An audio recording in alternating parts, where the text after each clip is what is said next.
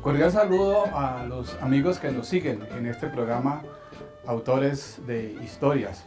Esta vez tenemos la grata presencia de un invitado muy especial, la profesora Diana Obregón Torres, que es una profesora que estuvo vinculada al Departamento de Historia, vinculada por mucho tiempo en general a la Universidad Nacional. Es una profesora pionera en los estudios de la ciencia en Colombia, es la persona que abre ese campo de investigación. Hoy sus estudiantes, sus discípulos son personalidades que tienen altos cargos en la dirección, en cualquier dirección de instituciones científicas.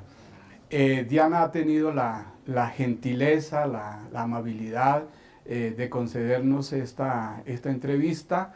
Nosotros agradecemos mucho ese detalle por cuanto la profesora Diana no está radicada en este momento en Colombia, ha venido con motivo de los 150 años de la Universidad Nacional como invitada especial.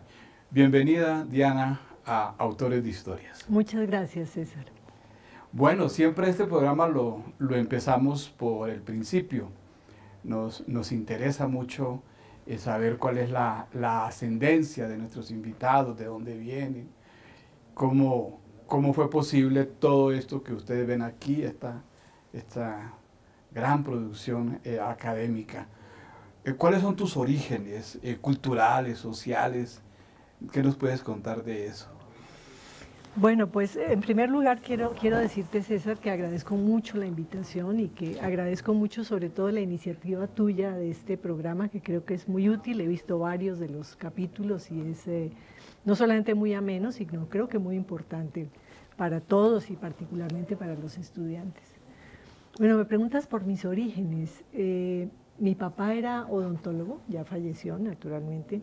Era odontólogo, trabajaba en el Instituto Colombiano de Seguros Sociales medio tiempo y el medio tiempo tenía su consultorio en el garaje de la casa. No había un automóvil, entonces el garaje de la casa estaba acondicionado para el consultorio de papá. Y obviamente uno de los recuerdos más terroríficos que tengo es en las vacaciones. Estábamos muy niñas jugando con mis hermanas, que somos muchos, y de pronto subía papá con su bata blanca, yo lo veía subir las escaleras y venía a llamarnos para consulta odontológica. Era terrorífico. Claro. Bien, eso papá, mamá era una ama de casa, de origen bogotano, papá, mamá era de Facatativá. ¿Qué te puedo decir? Mis abuelos, mis bisabuelos, mi abuelo era comerciante y su padre, o sea, mi bisabuelo, era todo un personaje de finales del siglo XIX, había nacido en Santa Marta, mi apellido es de origen costeño, de Santa Marta y Cartagena, y mi bisabuelo, Gregorio Obregón Ujueta, fue ministro de Fomento de Núñez, probablemente eran muy cercanos porque pues, eran costeños, y fue muy importante porque organizó los correos nacionales.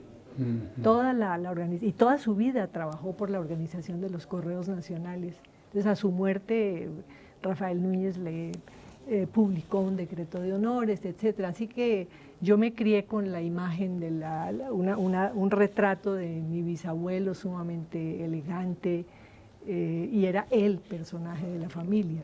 Otro personaje de la familia del que se hablaba, lo mencionaban como el tío Salus, era un tío de papá, por eso le decía el tío Salus, y él fue tesorero de la República, de tal manera que hay billetes firmados por el tío Salus, Salustiano Obregón, son de colección, por supuesto, por allá en 1904, una cosa de este estilo. Diana, los colombianos no tenemos el recuerdo tanto de provenir de familias del campo como toda la humanidad, ¿sabes? Sino como de unos orígenes políticos. ¿Cuáles eran los orígenes políticos de tu ascendencia? Eso es muy interesante, eran liberales. Ajá. De hecho, mi abuelo, por el lado de mi mamá, participó en la Guerra de los 1000 días como médico, y por supuesto, papá y mamá eran liberales, y digamos que lo conservador en mi familia era completamente anatema. De hecho, mi papá no solamente era liberal, sino que tenía sus veleidades comunistas. Yo diría era más bien anarquista, porque yo nunca lo vi participar en una reunión de comunistas, no tenía esa disciplina, esa participación, no la tenía, pero sus ideas eran comunistas. De hecho, la primera persona que a mí me habló de comunismo y de Marx y de socialismo fue mi papá, estando yo niña. Entonces yo tuve desde siempre mucha simpatía por esas ideas. Y es curioso, porque no todas mis hermanas o hermanos lo tuvieron de la misma manera, ¿no? Pero yo sí tuve esa cercanía con papá por esa vía. En años tan tempranos como los que nos estás refiriendo, ¿cómo se hacía un odontólogo? Bueno, papá es uno de los, digamos, como de los primeros odontólogos. De hecho, se graduó muy joven. Papá nació en 1909 y su diploma, que yo lo he visto, es de 1930. O sea, tenía 21 años cuando se graduó, y esa historia está escrita en alguna parte. Eran pequeñas escuelas de odontología que fueron el origen de la Facultad de Odontología de la Universidad Nacional. De hecho, unos años después de 1930, como hacia el 36, papá ya figura como uno de los profesores de clínica de la Universidad Nacional en su Facultad de Odontología. ¿Cómo se conocen tus padres? Papá va a trabajar como odontólogo a Guaduas, y mamá, que había nacido en Facatativá, vivía en Guaduas. Entonces era la niña linda del pueblo y papá era el joven apuesto que venía de la ciudad. Entonces aquello era inevitable, parece. Sí, así se conocía.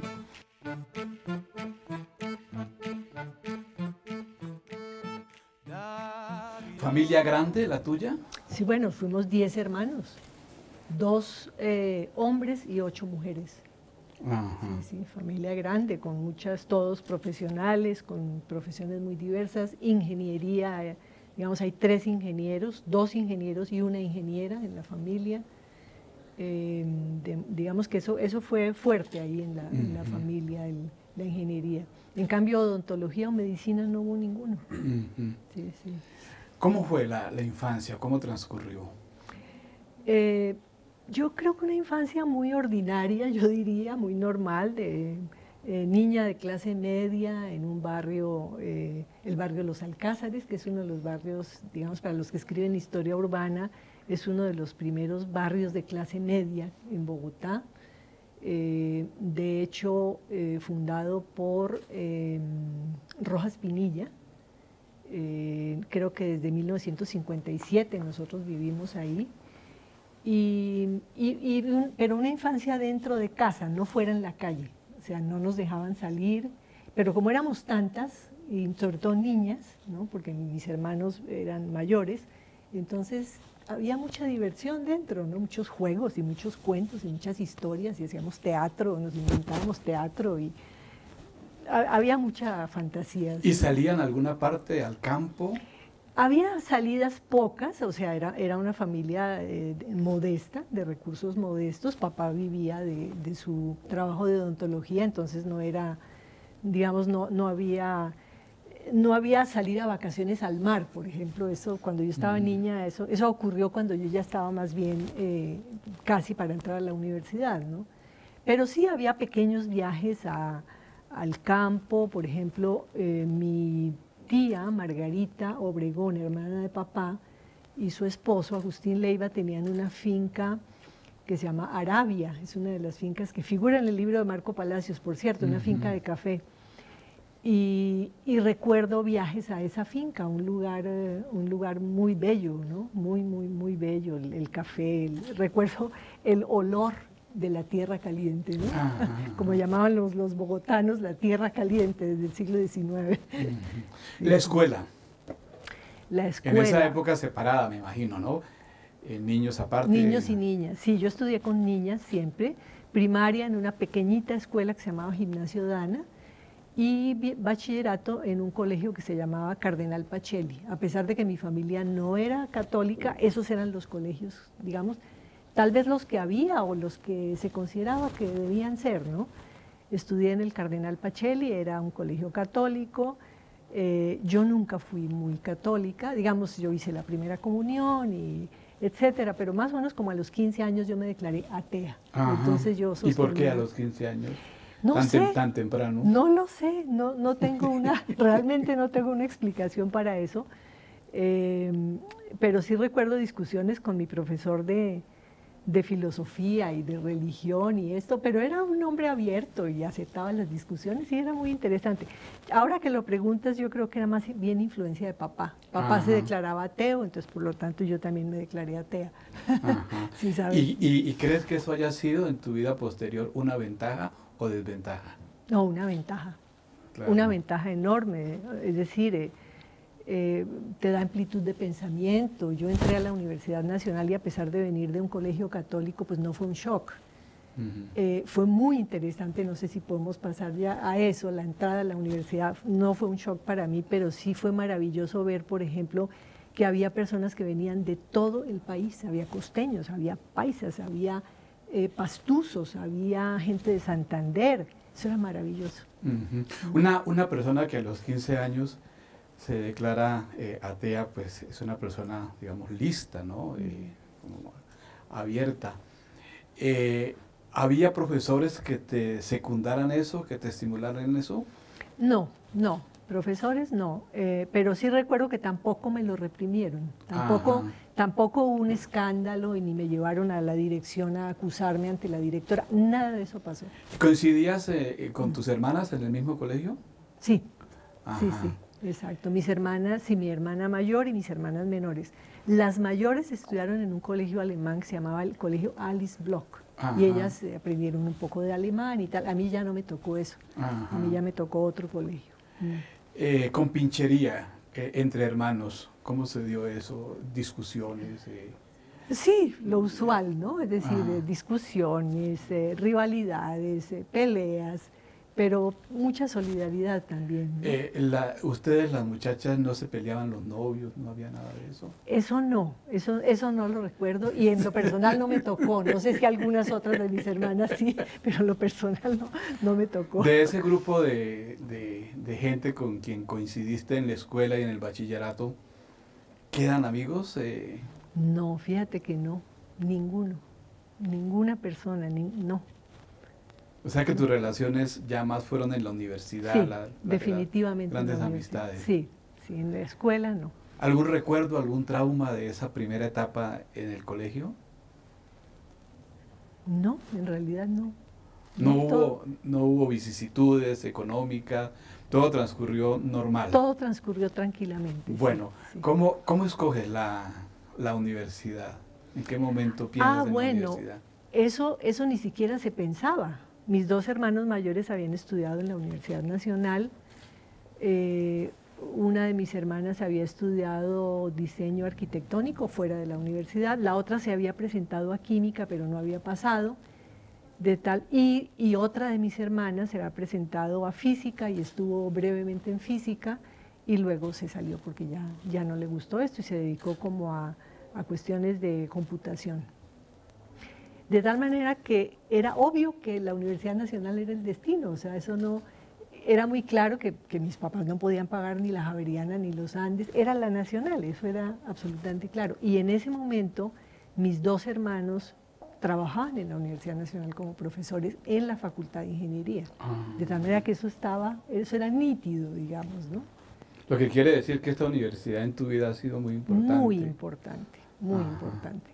Como decía mi amigo Néstor Miranda hace un par de días en el sesquicentenario de la universidad, lo más importante que me pasó fue haber entrado a la Universidad Nacional. Y yo digo lo mismo, es lo más importante de mi vida, haber entrado a la Universidad Nacional. Bueno, ¿y la carrera, cómo la escogiste? Bueno, eso fue dificilísimo porque a mí, digamos que a mí como que me iba bien en el colegio, eso dicen, ¿no? Y entonces yo no sabía, yo pensé en matemáticas, yo pensé en física, yo pensé en ingeniería porque mis hermanos eran ingenieros, Yo pensé en literatura, pensé en idiomas porque se me facilitaban los idiomas. Bueno, aquella era una cosa complicadísima, yo no sabía qué estudiar, pero resulta que en el último año de colegio tuve una muy buena profesora de química. Era tan buena, Luisa Fernanda Ponce de León, era tan buena que al año siguiente, o sea, yo me gradué y yo entré a la Universidad Nacional y ella entró a la Universidad Nacional como profesora de química. De tal manera que ella, muy buena. Y ella nos estimuló mucho a un grupo de estudiantes de sexto bachillerato y entramos como 3 o 4 a estudiar química. Escogí química por eso. Era una clase divertida, era interesante, entonces yo dije química. Y estuve en química 3 semestres, pero el laboratorio no me gustó. Ajá. No, aquello de las probetas, el tubo de ensayo, y medir, y pesar, y yo me sentía como en la cocina, y la verdad yo ni soy buena, que es lamentable, yo no soy buena cocinera, es absolutamente... Mentira, me invitó en México a comer y fue estupendo. Total, entonces, no me gustó aquello. Y al mismo tiempo yo me empezaba a vincular con el movimiento estudiantil. Mira, yo entré en 1970 a la universidad. Vale. El movimiento estudiantil estaba en toda su efervescencia. En 1971, los Prados, el Teatro de los Prados, ahí hacía yo teatro con los estudiantes. Entonces la química cada vez era como menos interesante y empecé a descubrir que la cafetería de sociología era interesantísima. Eso allá era donde se daban las discusiones. Total, yo decidí que no iba a estudiar más química y me pasé a sociología. Me volví a presentar y me pasé a sociología. Había que presentarse de nuevo. Pues mira, podía haberlo hecho por traslado, sí, pero no me aceptaron el traslado, seguramente porque yo no di buenas razones, o quizás porque no tenía muy buenas notas en química, la verdad es que no las tenía. Total, entonces el profesor Esper Pérez, me acuerdo, me negaron el traslado, entonces yo dije, bueno, me niegan el traslado, me vuelvo a presentar, y se podía, creo que ya no se puede, pero en ese momento se podía, yo me volví a presentar, me fue muy bien, y entonces entré a sociología. Y curiosamente, prácticamente todos los que entramos en esa generación ya veníamos de otra carrera, casi todos. Bueno, y ahí empiezan las primeras buenas relaciones, las que continuarán por el resto de la vida. ¿Cuál en particular? Bueno, mira, en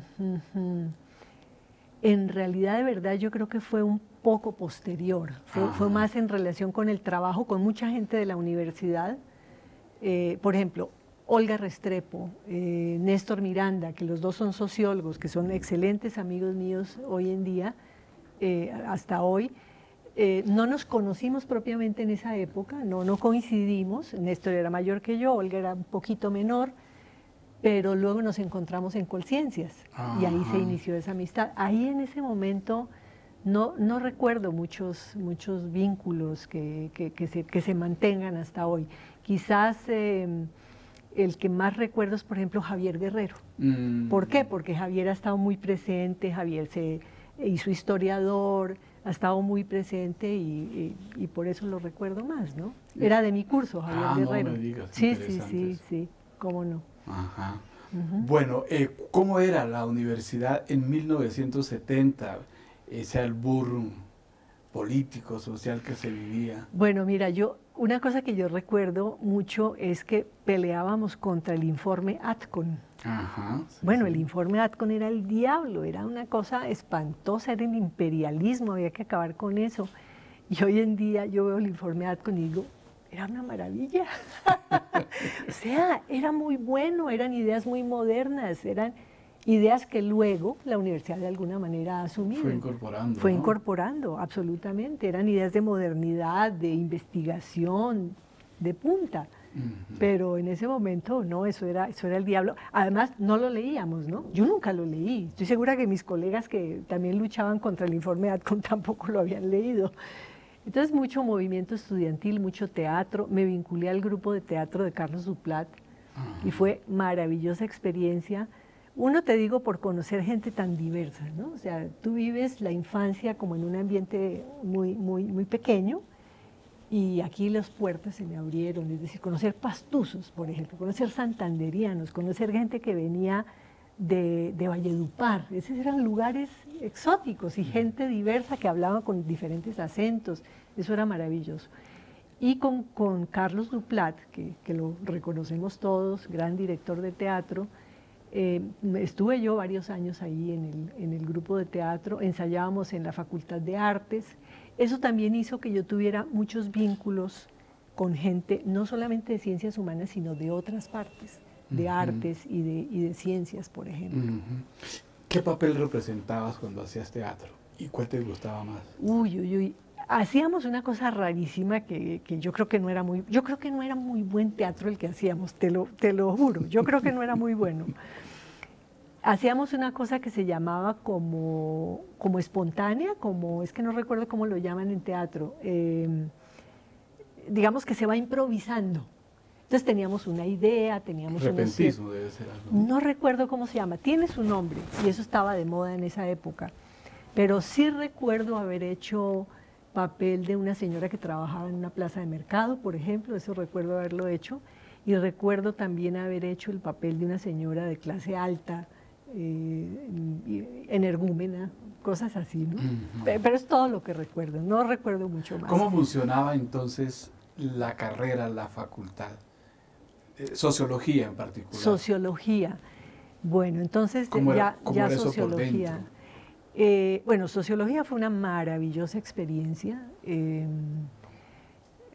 Sociología era con excelentes profesores. Yo recuerdo con muchísimo cariño, gratitud y emoción al profesor Darío Mesa, al profesor Ernesto Gull. Digamos, esas dos figuras eran figuras centrales. Pero particularmente el doctor Darío Mesa, sus clases se llenaban, o sea, los inscritos éramos, digamos, 20, pero el auditorio se llenaba con 40, 50 personas que venían de todas partes a oír a Darío Mesa. Su discurso era impecable, o sea, a mí me llamaba mucho la atención que no tenía un papel, no tenía una guía, hablaba de manera perfecta, con dicción perfecta, con pronunciación de nombres extranjeros perfecta, y las frases gramaticalmente perfectas.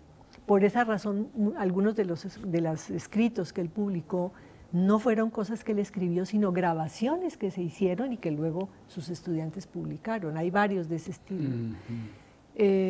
Discúlpame, ¿de dónde venía Darío Mesa? ¿Cuáles eran los orígenes de él? Bueno, Darío Mesa, antioqueño. Ajá. Darío Mesa, antioqueño, había estudiado en la escuela es que no recuerdo, la Escuela Normal Superior. Exacto. La Escuela Normal Superior, fue uno de los egresados de allí. Y bueno, él había aprendido alemán, había aprendido ruso, sabía inglés y francés, por supuesto, pero recuerdo muy bien cómo él nos traducía.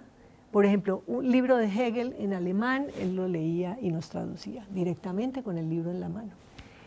Traía el periódico Pravda cuando había alguna noticia importante que él quería resaltar y nos leía directamente, nos traducía directamente del periódico.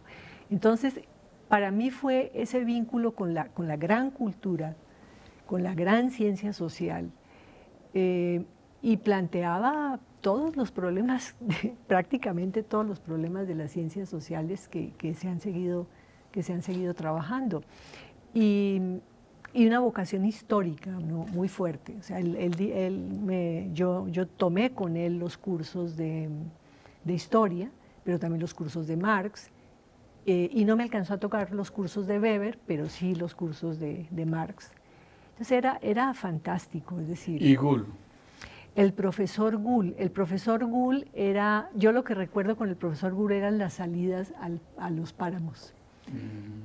Mi clase propiamente de geografía fue con el profesor Blanco, también un excelente profesor, pero con el profesor Gull, por alguna razón nos metíamos a sus salidas a los páramos y eran viajes fantásticos donde nos explicaba las plantas y la vegetación y el clima, y le hacía a uno querer el entorno maravillosamente. Y además era un anarquista, ¿no? Ajá. Cuando le pedían que escribiera profesor Gull, pase por favor su hoja de vida actualizada, algo así, él decía, vagabunderías, decía. Era un anarquista alemán fantástico. Dos figuras muy distintas, ¿no? Mujeres, profesoras. en sociología? Prácticamente a mí no me tocaron. No, a mí no me tocaron. Estaba la profesora Anita Weiss, Anita Weiss, pero directamente no me tocó como profesora. Me tocaron, digamos, los discípulos de Darío Mesa, Fernando Cubides, bueno, Gabriel Restrepo, Fernando Cubides, Alberto Henao. Me tocó ya esa generación de profesores y excelentes profesores también. De tal manera que ahí nació en realidad mi vocación de historiadora. ¿Había una sociología marginada, por ejemplo, de antropología, de otras disciplinas, o tenían la posibilidad de rotarse profesores, conocer otro tipo de metodología distinta a la sociología? Bueno, mira, uno claro podía tomar cursos en cualquier otro lado, pero estaba establecido muy claramente cuáles eran los cursos que uno tenía que tomar. Entonces, la verdad, yo, y ahora lo lamento, yo me limité a tomar esos cursos de allí, de tal manera que yo no tomé cursos en antropología. Los profesores aunque Darío Mesa sí dictaba Hegel, luego profesores de filosofía venían a dictar el curso de Hegel. Y el curso de economía, Economía Política 1, Economía Política 2, uno de ellos lo dictó un profesor de economía, cuyo nombre yo no recuerdo, y el otro me lo dictó el profesor Jaime Eduardo Jaramillo. Muy, muy buen profesor. Y era leer directamente los textos, leer a David Ricardo, leer a Adam Smith. Entonces, en el otro orden, ¿no? Primero Adam Smith, luego David Ricardo, y ver qué de eso, y luego Marx, ¿no? Y entonces las conexiones con el capital, y realmente una formación sumamente sólida que yo agradezco mucho. ¿Y hacia afuera? ¿Disfrutabas la calle? No mucho. Más hacia adentro, ¿no? Hacia adentro, o sea, mi vida era la vida universitaria, la biblioteca, la casa. O sea, yo no era hacia afuera, no. Y así he sido siempre, todavía. Sí, pero te preguntaba lo de antropología, ¿no? Y me llamó la atención cuando menciona lo de Gull y la salida. Esa fue una época de militancias. Era muy difícil encontrar un estudiante que no militara en una corriente de izquierda. ¿Cómo te fue con eso? Bueno, yo por alguna razón, yo caí en un grupito que hacía alfabetización en un barrio bueno, en realidad del norte de Bogotá, que se llama Santa Sofía. Ahí están mis vínculos con ciencias. Un profesor de matemáticas hacía alfabetización allá. Yo tenía conocidos estudiantes de matemáticas y de física, y entonces hacíamos alfabetización allá, y era una manera de hacer como cierta militancia, ¿no? Era como... Es muy divertido pensar en esa época, ¿no? Como crearle conciencia a la gente, como si uno pudiera hacer eso realmente.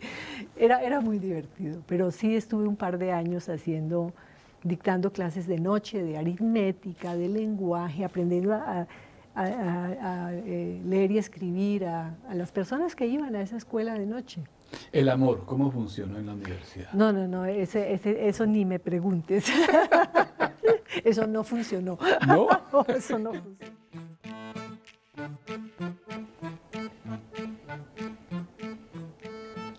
En la vida universitaria es muy importante para el estudiante de una carrera culminarla con una tesis, por lo que significa, ¿no? Digamos, ese grado de síntesis que logra hacer de una carrera que haya hecho. ¿Cómo fue la historia de tu tesis para graduarte de socióloga? Bueno, mi tesis sobre Fernando González. La tesis se llama Significación histórica y social de la obra de Fernando González. Hay varias cosas ahí. Por un lado me interesaban los nadaístas. Empecé a leer a los nadaístas y me parecían muy interesantes, sobre todo cartas de los nadaístas, y encontré que el movimiento nadaísta tenía como un origen, varios orígenes, pero uno de ellos era en Fernando González. Ellos se reconocían como discípulos de Fernando González. Entonces decidí estudiar a Fernando González. Yo creo que hay mucha influencia de Darío Mesa en eso, porque Darío Mesa nos insistía mucho en el estudio de Antioquia, es decir, Antioquia era como la cuna de la modernidad en Colombia, de la industria, del pensamiento moderno, de muchas cosas, ¿no? Entonces Darío Mesa insistía mucho en el estudio de Antioquia y e insistía mucho también en el estudio de la literatura. Para Darío Mesa, digamos, un autor, un novelista, un escritor, podía reflejar completamente el sentido de toda una época.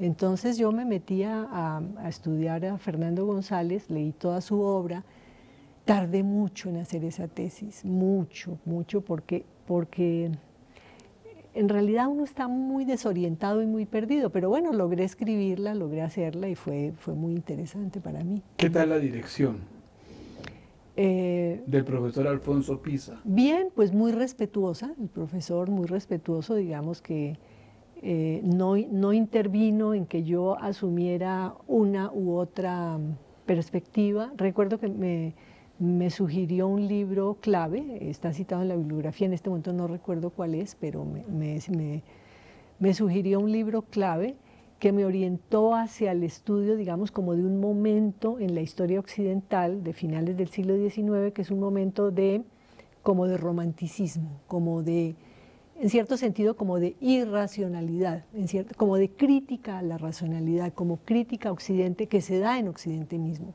y que se da con autores como Nietzsche, Schopenhauer, Kierkegaard. Entonces yo leí todo eso, y eso está todo citado. Y era temprano, ¿cierto? Para eso. Temprano como investigación, es decir, poner en cuestionamiento en Colombia la razón. Creo yo que es temprano, ¿o no? Probablemente sí, probablemente sí. Entonces por eso me llamaba mucho la atención claro, era muy temprano para Fernando González haber puesto eso en cuestión. Fernando González es un gran crítico de la política de su momento, es un gran crítico de la sociedad, en cierto sentido de la modernización de la sociedad, y es un hombre que tiene interés en, digamos, como en una vida interior. Su bueno, yo estoy hablando de una cosa de la que no he vuelto a estudiar. No, tranquila, pero... Una cosa que yo jamás volví sobre eso. Entonces son como los recuerdos que tengo. Ajá. Pero el primer libro de Fernando González se llama Viaje a pie, y es un viaje de determinado punto por Antioquia, por las tierras antioqueñas, que hace con un amigo, y es una reflexión, al mismo tiempo que es un viaje interior, es una reflexión hacia afuera y hacia adentro, es una observación hacia afuera y una reflexión hacia adentro, y eso está todo en su obra. Diana, ¿y se hacía ese tipo de investigación en sociología? Porque me suena un poco extraño, ¿no? Porque es como cosa de historiadores, y a veces también nos dan palo por eso, cuando escogemos a un personaje y no a la sociedad.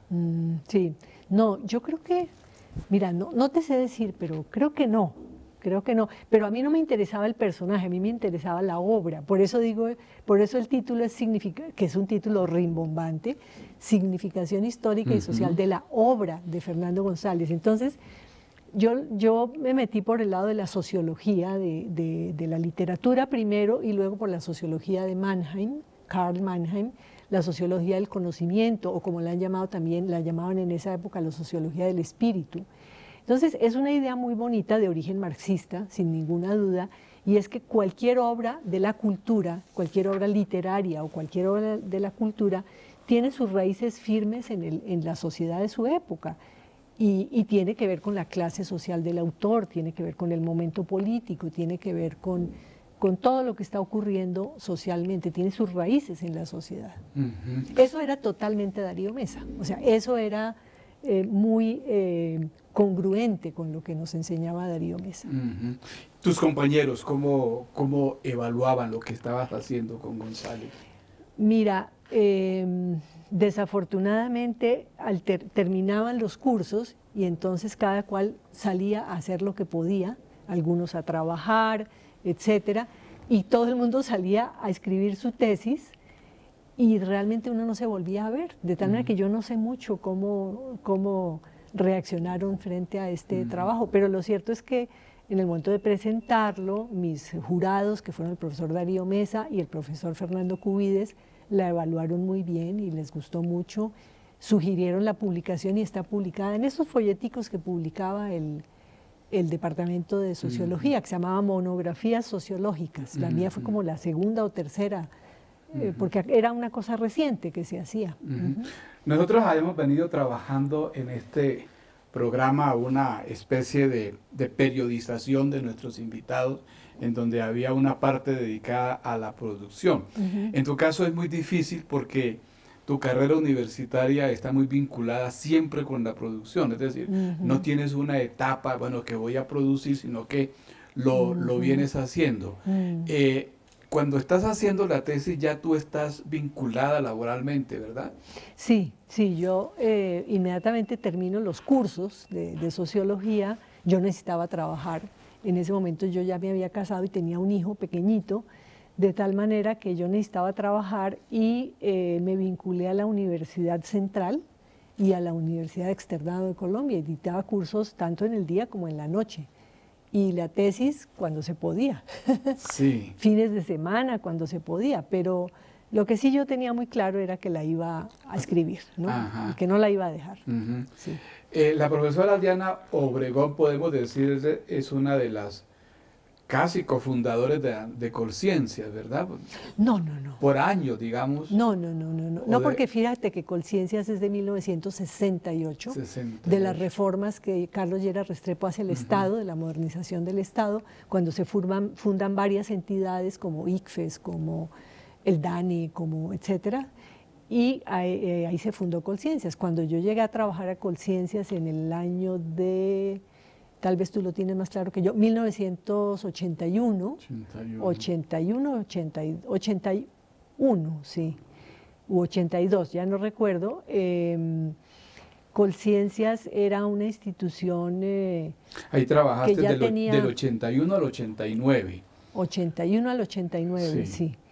Y Colciencias era una institución pequeñita, es muy curioso y muy significativo que quedaba en el norte de Bogotá, en la calle, donde queda hoy, la calle 133 con la Novena. Y para entonces, cuando yo llegué a trabajar ahí, era una casa, bueno, era un edificio, pero cerca había una casa que era prácticamente una casa de campo pegada. La calle 134 era una callecita que había sido como una especie de carretera que conducía al Campito San José, que es donde hoy está la Universidad del Bosque. Y la carrera séptima, yo la pasaba con los ojos cerrados, si quería. O sea, no pasaba nada, no pasaba ni un carro. Era un mundo muy alejado, casi rural, casi semiurbano. Y llamaba mucho la atención que hubieran decidido hacer esa edificación para Colciencias ahí, como una concepción de la ciencia muy equivocada. La ciencia como algo alejado del mundanal ruido, alejado de las universidades, alejado de donde se producía el caos social, ¿no? Entonces allá en el norte, lejos de todo, hablaban los que sí habían sido fundadores de Colciencias, hablaban de cómo tenían la idea de que pues iban a estar casi cerca del campo, iban a poder caminar por el campo, una cosa medio peripatética, ¿no? Donde iban a reflexionar sobre la ciencia. Ahora, ahí no se hacía investigación, ahí se financiaba la investigación, era un fondo para financiar investigación. ¿Y a qué llegaste tú allá? ¿Cómo te cooptaron? Bueno, yo, como te digo, trabajaba con profesora de cátedra en estas universidades, pero yo ya tenía mi grado de socióloga, entonces yo ya podía aspirar, digamos, como a tener algo más estable. Entonces empecé a buscar trabajo y mi primera opción fue la Biblioteca Nacional. Por algún vínculo que no recuerdo yo cuál, llegué a ser entrevistada por Eddie Torres, el hijo de Ignacio González Giraldo, de Torres Giraldo, perdón, Torres Giraldo, y me iba a contratar como funcionaria de la biblioteca para fundar bibliotecas públicas en los barrios de Bogotá. Me hizo la entrevista, todo iba muy bien, era finales de año, pero entonces él no podía contratar en ese momento, entonces en enero volvemos a hablar, me dijo. Yo me fui de vacaciones con mi familia y recuerdo que llegó la noticia por la prensa de que Eddie Torres había fallecido en enero del de ese año, yo creo que fue 82, yo debía entrar. Falleció en la biblioteca mismo, ¿no? Sí. De un infarto cardíaco. Sí, exactamente. Entonces, bueno, yo quedé estupefacta, o sea, era como un golpe de realidad muy fuerte y quería decir que esa opción estaba descartada. Pero al mismo tiempo, también por vínculos de sociología, por la vía de Fernando Cubides, por la vía del profesor Borrero, Armando Borrero, me habían conectado con un funcionario de Colciencias, Miguel Infante, y Miguel Infante estaba necesitando una persona que coordinara un proyecto de historia social de la ciencia en Colombia. Resulta que había dineros de la OEA, de la Organización de Estados Americanos, había dinero para ese proyecto. Entonces a mí me pagaba la OEA. De hecho, yo tenía que ir a las oficinas de la OEA cada mes por mi cheque. Y era un proyecto de historia de la ciencia. Tenían unas ideas de quiénes podían ser los investigadores, pero a mí me tocó comenzar desde buscarlos, convencerlos y vincularlos al proyecto.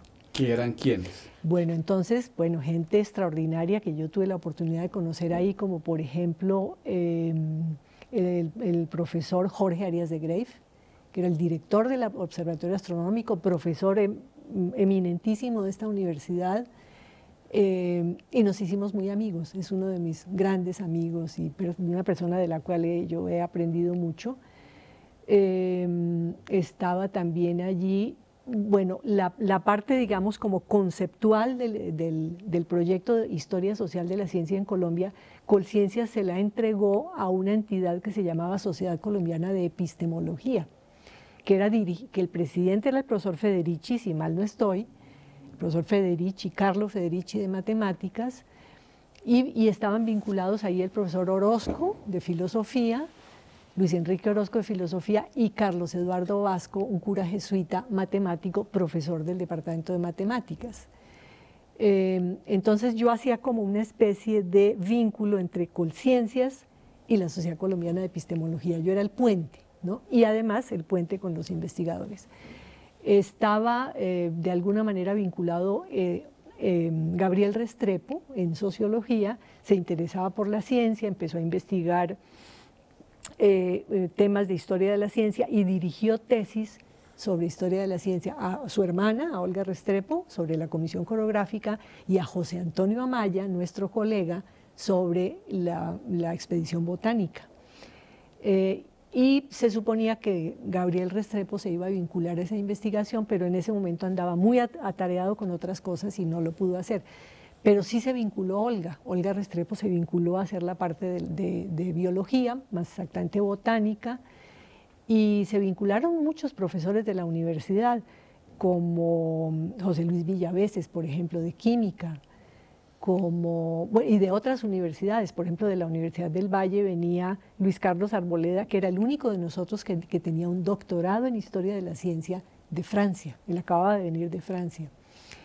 Néstor Miranda, que era egresado de Sociología, ya lo he mencionado, y en ese momento era profesor de la Universidad del Bosque, ahí cruzando la calle de Colciencias, de tal manera que él se vinculó para hacer la historia de la medicina. En ese momento trabajaba con Emilio Quevedo, y Emilio Quevedo también se vinculó al proyecto para hacer la parte de medicina, que era una parte, digamos, bastante amplia. Esos son, digamos, los que más recuerdo. ¿Antanas en qué momento llega? Bueno, entonces, ese es un periodo posterior. El proyecto termina formalmente, cada investigador entrega sus informes, todavía no se publica, entregan sus informes, se acaba el dinero de la OEA, termina formalmente el proyecto y entonces formalmente yo estoy sin trabajo. Pero mis jefes en Colciencias, que era básicamente Miguel Infante, pues estaba interesado en que yo me quedara en Colciencias y me vinculo como coordinadora del programa de educación. Colciencias tiene, no sé si todavía, sus programas divididos, una cosa son ciencias, otra cosa sociales, etc. Yo coordinaba el programa de educación. Entonces ya había pasado todo esto de historia de la ciencia, empieza esta coordinación del programa de educación y yo tenía que escoger a un asesor. Los asesores de los programas eran investigadores, ilustres investigadores en algún tema. Y Antanas, que pertenecía al grupo del profesor Federici, ya empezaba poco a poco a ser conocido como investigador en educación, a pesar de ser profesor del departamento de matemáticas, y yo lo conocí, seguramente le oí alguna conferencia o algo, y le pedí que fuera mi asesor, y así fue. Entonces trabajé con Antanas un par de años, escribimos un documento juntos. Bueno, ya existía un documento, entonces nosotros le trabajamos a ese documento, y era un trabajo a 4 manos. Nos sentábamos en una mesa y leíamos frase por frase y le corregíamos todo, desde la gramática, la ortografía, la puntuación y el contenido. Y fue una escuela interesantísima para mí. Entonces, como ves, yo tengo de muchas influencias de muchos lados distintos. Diana, eso que estás narrando, ¿tú consideras que fue temprano, que fue tarde o que fue en su momento que había que hacerlo? Sí, ni temprano ni tarde. Así ocurrió y así fue. Eso estuvo muy bien. Pero no sentiste que había como un reto para hacer eso porque no lo habíamos hecho en Colombia. Ah, te refieres no a mí, sino al país. Sí, la organización de la ciencia en el país, digamos. Bueno, digamos, siempre tenía uno la sensación, tanto en Colciencias como por parte de los profesores de la universidad, que eran como los clientes de Colciencias, llamémoslo así. Siempre había la sensación de que había poca ciencia, de que se hacía poca ciencia, de que había poco dinero, de que había poca financiación, de que había poco estímulo. Todas esas ideas estaban ahí rondando, ¿no?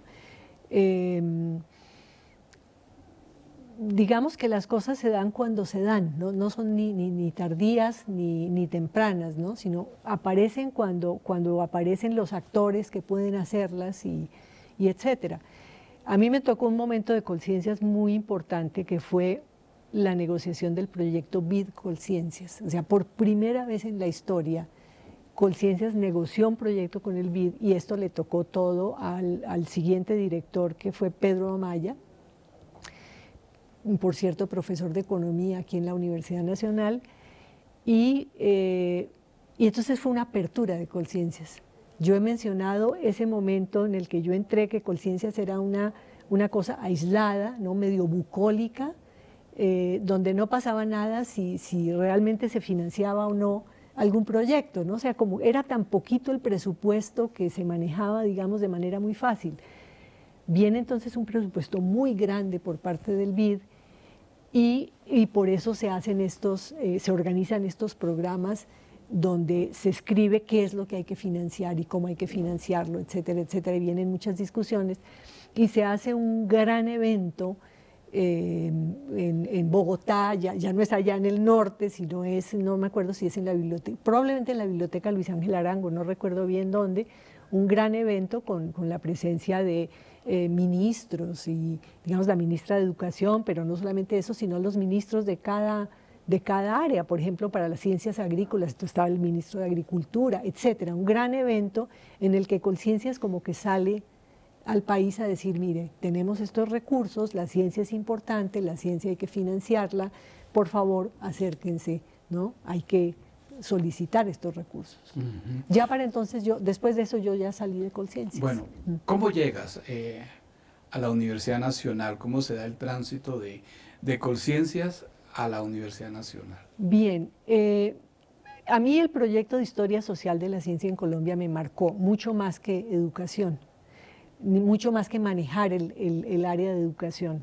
De tal manera que yo tenía en mi mente muy claro que yo tenía que hacer, primero que tenía que hacer maestría y doctorado, eso lo sabía, yo no tenía ninguna duda al respecto. De tal manera que entonces, siendo todavía funcionaria de Colciencias, le pedí permiso al director para poder presentarme a la maestría de Historia de la universidad, y me presenté a la maestría. Entonces yo tenía un permiso para venir a las clases, y 2 o 3 veces por semana, mediodía, claro. Eso fue muy, muy bueno. Entonces hice todos mis cursos. Cuando ya terminé mis cursos, yo tenía que hacer mi trabajo de tesis de maestría, ya más complejo que la tesis de pregrado, y hubo una circunstancia muy favorable, que fue que el decano de Ciencias Humanas era Guillermo Hoyos. Guillermo Hoyos. Guillermo Hoyos pasó a ser decano de Ciencias Humanas y él se interesó mucho por el tema de historia de la ciencia en Colombia y habló con Pedro Amaya, seguramente conocía algunas de las investigaciones que ya habíamos hecho, habló con Pedro Amaya y le pidió, digamos, me pidió como en préstamo. Entonces yo estuve en préstamo durante un periodo como de 6 meses, me seguía pagando Colciencias, pero yo estaba en préstamo en la universidad para organizar un proyecto semejante a ese que se había hecho en Colciencias, pero en la universidad. Recuerdo que organicé un ciclo de conferencias en el Auditorio Camilo Torres de Sociología, pero el proyecto no logró concretarse porque en el caso de Colciencias había un dinero de la OEA, aquí está el dinero, lo vamos a gastar. En el caso de la universidad, aquí está la idea, a ver, desarrolle la idea, pero el dinero no era muy claro, como suele suceder, ¿no? Entonces, el proyecto no se hizo, no se hizo el proyecto, pero lo que sí se hizo fue que el tema entró como un tema que valía la pena dentro de la universidad. Se hizo una convocatoria a un concurso exactamente de medio tiempo en sociología, específicamente en sociología de la ciencia. Entonces yo me presenté y gané el concurso, pero era medio tiempo. Pero ahí empecé a organizar cursos. El profesor José Luis Villaveses era el decano de química. El decano, perdón, de ciencias. Entonces él me pidió que hiciera un curso específico para estudiantes de ciencias. Entonces yo diseñé un curso específico para estudiantes de ciencias que llamaba Historia Social de la Ciencia en Colombia y yo lo dictaba allá en ciencias. Claro, era con el aval, por supuesto, de sociología, etcétera. Y dictaba tal vez alguna sociología general o algo así para estudiantes de la facultad. Pero un sueldo de medio tiempo, o sea, yo había dejado Colciencias, donde tenía ya un nombramiento y de tiempo completo, y había podido hacer, digamos, como una carrera como funcionaria. Yo abandoné eso por entrar a la Universidad Nacional, que era mi sueño, absolutamente mi sueño dorado, de tal manera que mi sueldo bajó muchísimo, entonces yo no podía vivir así. Y empecé a indagar cuáles eran las posibilidades de que de medio tiempo pasara a tiempo completo y parece que no existían los puntos, bueno, todo este asunto. Y hubo una circunstancia paralela y es que en historia algunos profesores habían salido de historia para pasar a historia del arte en arquitectura. Y hubo muchas coincidencias. El profesor Óscar Rodríguez era el director del departamento. Al mismo tiempo, el profesor Óscar Rodríguez era el director de mi tesis sobre sociedades científicas en Colombia, que yo estaba empezando. Y él sabía mi circunstancia. Entonces, él habló con el profesor Hoyos y yo también hablé con el profesor Hoyos a ver qué se podía hacer con ese. Yo tenía medio punto, pero había puntos enteros en historia. Total, entonces, lo más sencillo fue el traslado a historia. Sí, fue un poco difícil para mí porque era dejar sociología, que era el departamento en el que yo me había formado, etcétera, pero yo estaba en ese momento, me sentía haciendo historia, me sentía muy, muy cercana a la historia, acababa de terminar mis cursos de la maestría de historia y me sentía pues como muy cómoda, de tal manera que felizmente eso pudo hacerse y yo entré como profesora de tiempo completo al departamento de historia. Sin haber terminado todavía la tesis. Sin haber terminado la tesis, exactamente. Esas son de las cosas que ya eran posibles en esa época, pero en esta ya es mucho más difícil, es más competido el claro, mercado. Y a un departamento que no había trabajado historia de la ciencia, que no tenía ¿no? una tradición en eso, sino más en historia social, ¿no? ¿Y cómo te sentiste ahí? ¿Cómo fue esa experiencia? Bueno, mira, sí era un poco raro, yo me sentía como un poco rara en el departamento, porque había algo que como que no encajaba, yo no sabía bien qué era. Yo lo atribuía a que yo provenía de sociología y era discípula de Darío Mesa y eso, no sé, como que yo sentía que eso no no se veía bien. Y quizás por haber entrado, por haber venido como de traslado de sociología, quizás no se veía muy bien. Yo me sentía un poco rara, no sabría yo a qué atribuirlo. Quizás el tema de la ciencia también se veía como un tema muy extraño, ¿no? De tal manera que sí, así me sentía. Con Margarita González, ¿cómo te fue? ¿Hubo buena relación? Muy buena, con Margarita hubo una relación fantástica. Yo la conocí desde que yo trabajaba en Colciencias. En un momento dado, Colciencias quiso que yo asistiera a un congreso de historia. Fue una generosidad de Colciencias. No sé por qué me mandaron a un congreso de historia en Tunja. Y yo llegué a tomar mi bus en el lugar donde se tomaban los buses para Tunja y me encontré con Margarita González y con Colmenares, el profesor Colmenares, ni más ni menos. Yo no conocía a ninguno de los dos, pero yo me sentí muy honrada. Y desde entonces me hice muy amiga de Margarita y congeniamos muy bien, a tal punto que ella me pidió si podíamos compartir la habitación, porque de todas maneras eran habitaciones compartidas.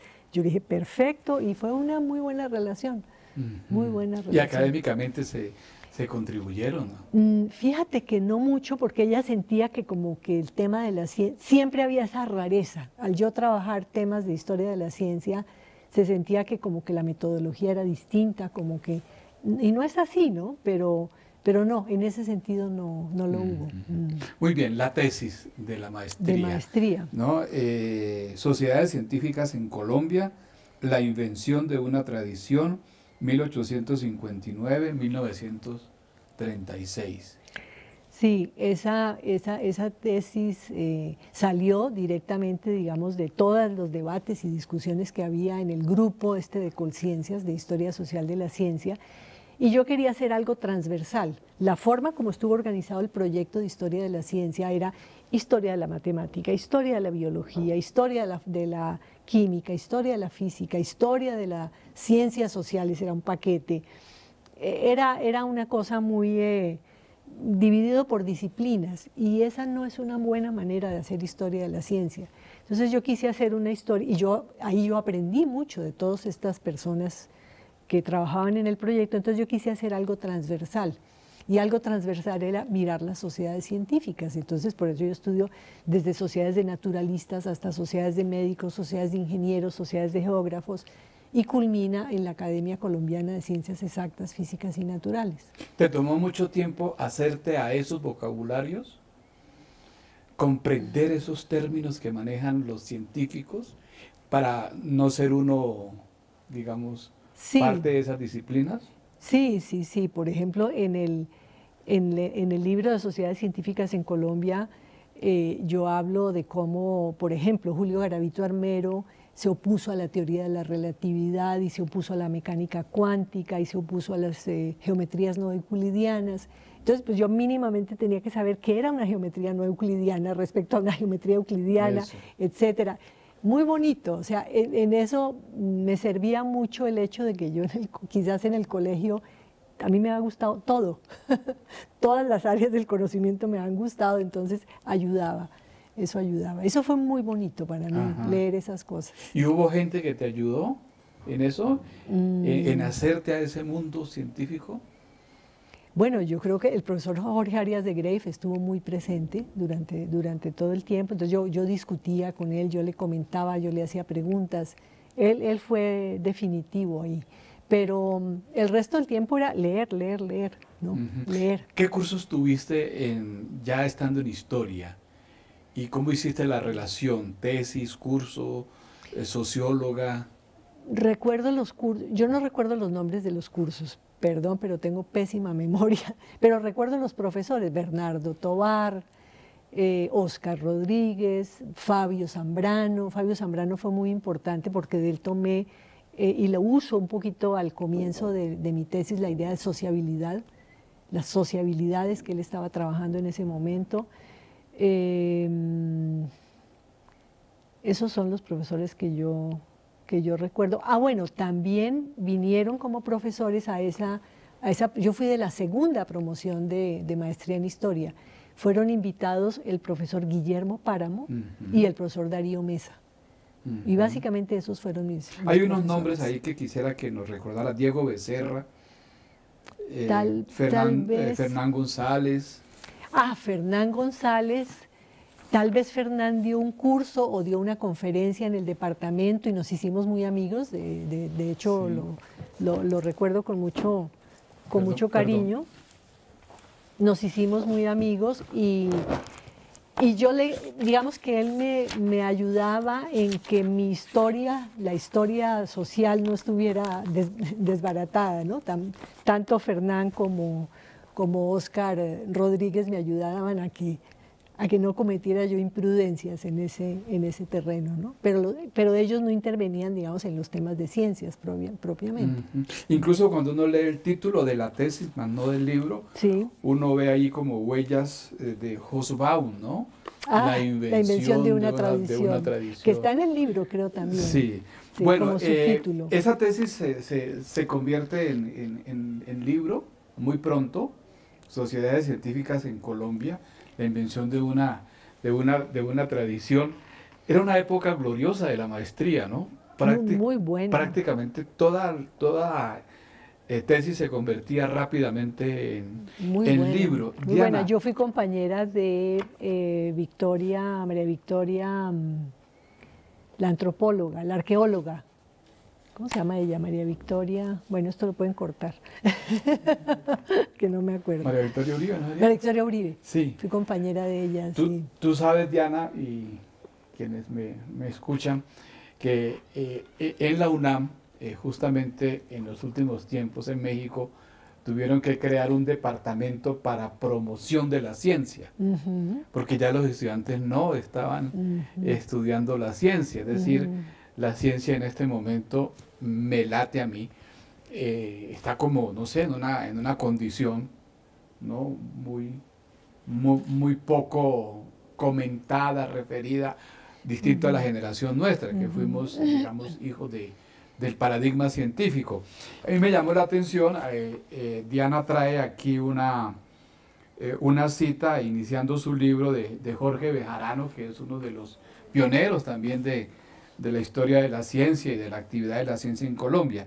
Dice: toda nación que no posea una organización científica, ya sea una química, una medicina o una industria propias, carece de individualidad intelectual y deberá ser siempre vasalla en vez de émola de pueblos que se levantaron simultáneamente con ella. A nosotros los médicos, dice Bejarano, nos toca también predicar el evangelio de la ciencia, hacer que la nación rinda culto a sus sabios, favorecer a los investigadores y a los inventores en vez de condenarlos al hambre y al silencio, enseñar que los sabios, los técnicos y no los políticos son los verdaderos creadores de todo lo que mejora las condiciones de vida humana. Es como estarlo diciendo hoy en día, ¿no? Digamos, es una cosa interesante. ¿Qué te da por colocar este epígrafe al inicio de tu libro? Justamente por lo que tú dices, porque tiene muchísimo sentido, porque hacer ciencia es hacer nación, y ellos lo tenían muy claro. Hacer ciencia es hacer nación, y porque si la sociedad no tiene unas bases sólidas de conocimiento, pues no tiene cómo funcionar, no tiene cómo proyectarse, etcétera. La ciencia es fundamental. Yo no creo tanto que la ciencia esté de alguna manera como en menor valía en este momento. Si tú vas a la Facultad de Ciencias, pues es pujante, es extraordinaria. Incluso yo hasta me quejaría un poco de que en la Universidad Nacional se le dé más importancia a las ciencias y a la ingeniería que a las ciencias humanas. Yo incluso me quejaría un poco de eso. Las ciencias son pujantes, son extraordinarias. He estado mirando videos del departamento de matemáticas, del departamento de física, y donde hablan estudiantes, tanto de pregrado como de maestría, brillantes, fuertes, o sea, personalidades fuertes, sin ningún titubeo, que saben exactamente lo que quieren. Una egresada de física que está haciendo su doctorado en Duke University, y entonces cuenta qué está haciendo y cómo lo está haciendo. Hay mucho talento y yo creo que la ciencia está muy pujante en este momento, y en la Universidad del Valle, y en otras universidades, en la Industrial de Santander, en la Universidad de los Andes. Hay ciencia, hay mucha ciencia, así como también hay mucha ciencia social y muy buena. Diana, el impacto del libro, de este primer libro. Bueno, el libro fue rápidamente publicado. De nuevo, el profesor Guillermo Hoyos, persona extraordinaria y muy importante en esta universidad, me vinculó con el Banco de la República, con Darío Agudelo, que era en ese momento el director de la Subdirección Cultural, y ellos publicaban libros, y yo entregué mi manuscrito, tal y como había sido la tesis, sin ninguna corrección lo entregué, y así se publicó. Sí, sí. Reseñas, y sobre todo estudiantes después que se plegaron a tus conclusiones, a tus tesis. Pues recuerdo una reseña, varias reseñas, pero recuerdo dos muy bonitas, una de Marco Palacios y otra de Fernando Cubides, muy buenas reseñas. Y yo seguía haciendo mis cursos, ya no existía propiamente mi curso para ciencias, sino que lo convertí en un curso de contexto. Entonces yo siempre que estuve en la universidad dicté un curso de contexto, y allá llegaba gente de ciencias, gente de ingeniería, gente de lingüística, gente de sociología, gente de todas partes, gente de ingeniería. Era un curso de 100 estudiantes, se llenaba siempre, yo tenía 2 monitores. De las cosas que me ha gustado hacer en esta universidad, ese curso de contexto. Y era un curso de historia de la ciencia. Era un curso, más bien creo que lo llamaba Ciencia, Tecnología y Sociedad, pero era historia de la ciencia, no historia de la ciencia en Colombia, sino historia sociológica de la ciencia, donde hablábamos de Pasteur, donde hablábamos de Newton, donde hablábamos de Einstein, donde hablábamos, yo tomaba, digamos, como momentos para hacer análisis de esos momentos clásicos de historia de la ciencia. Y ese curso fue maravilloso. Y en historia yo dictaba siempre cursos electivas, ahí sí hacía historia de la ciencia en Colombia, no, perdón, historia de la ciencia en América Latina, para salirme un poco del ámbito colombiano. Yo ya tenía muchos vínculos con historiadores latinoamericanos a través de nuevo, a través de Colciencias, con la Sociedad Latinoamericana de Historia de la Ciencia, y entonces ya había una literatura con la cual ya había una bibliografía, en ese momento modesta, hoy en día es extraordinaria, pero en ese momento era una bibliografía modesta con la cual se podía hacer un curso. Y de ahí salieron estudiantes brillantes como David Ramírez, que tú conoces, en el pregrado, como Mónica García en la maestría, que reconocen que, digamos, los marcó mucho ese curso. Carlos Noguera en la maestría, por supuesto. Y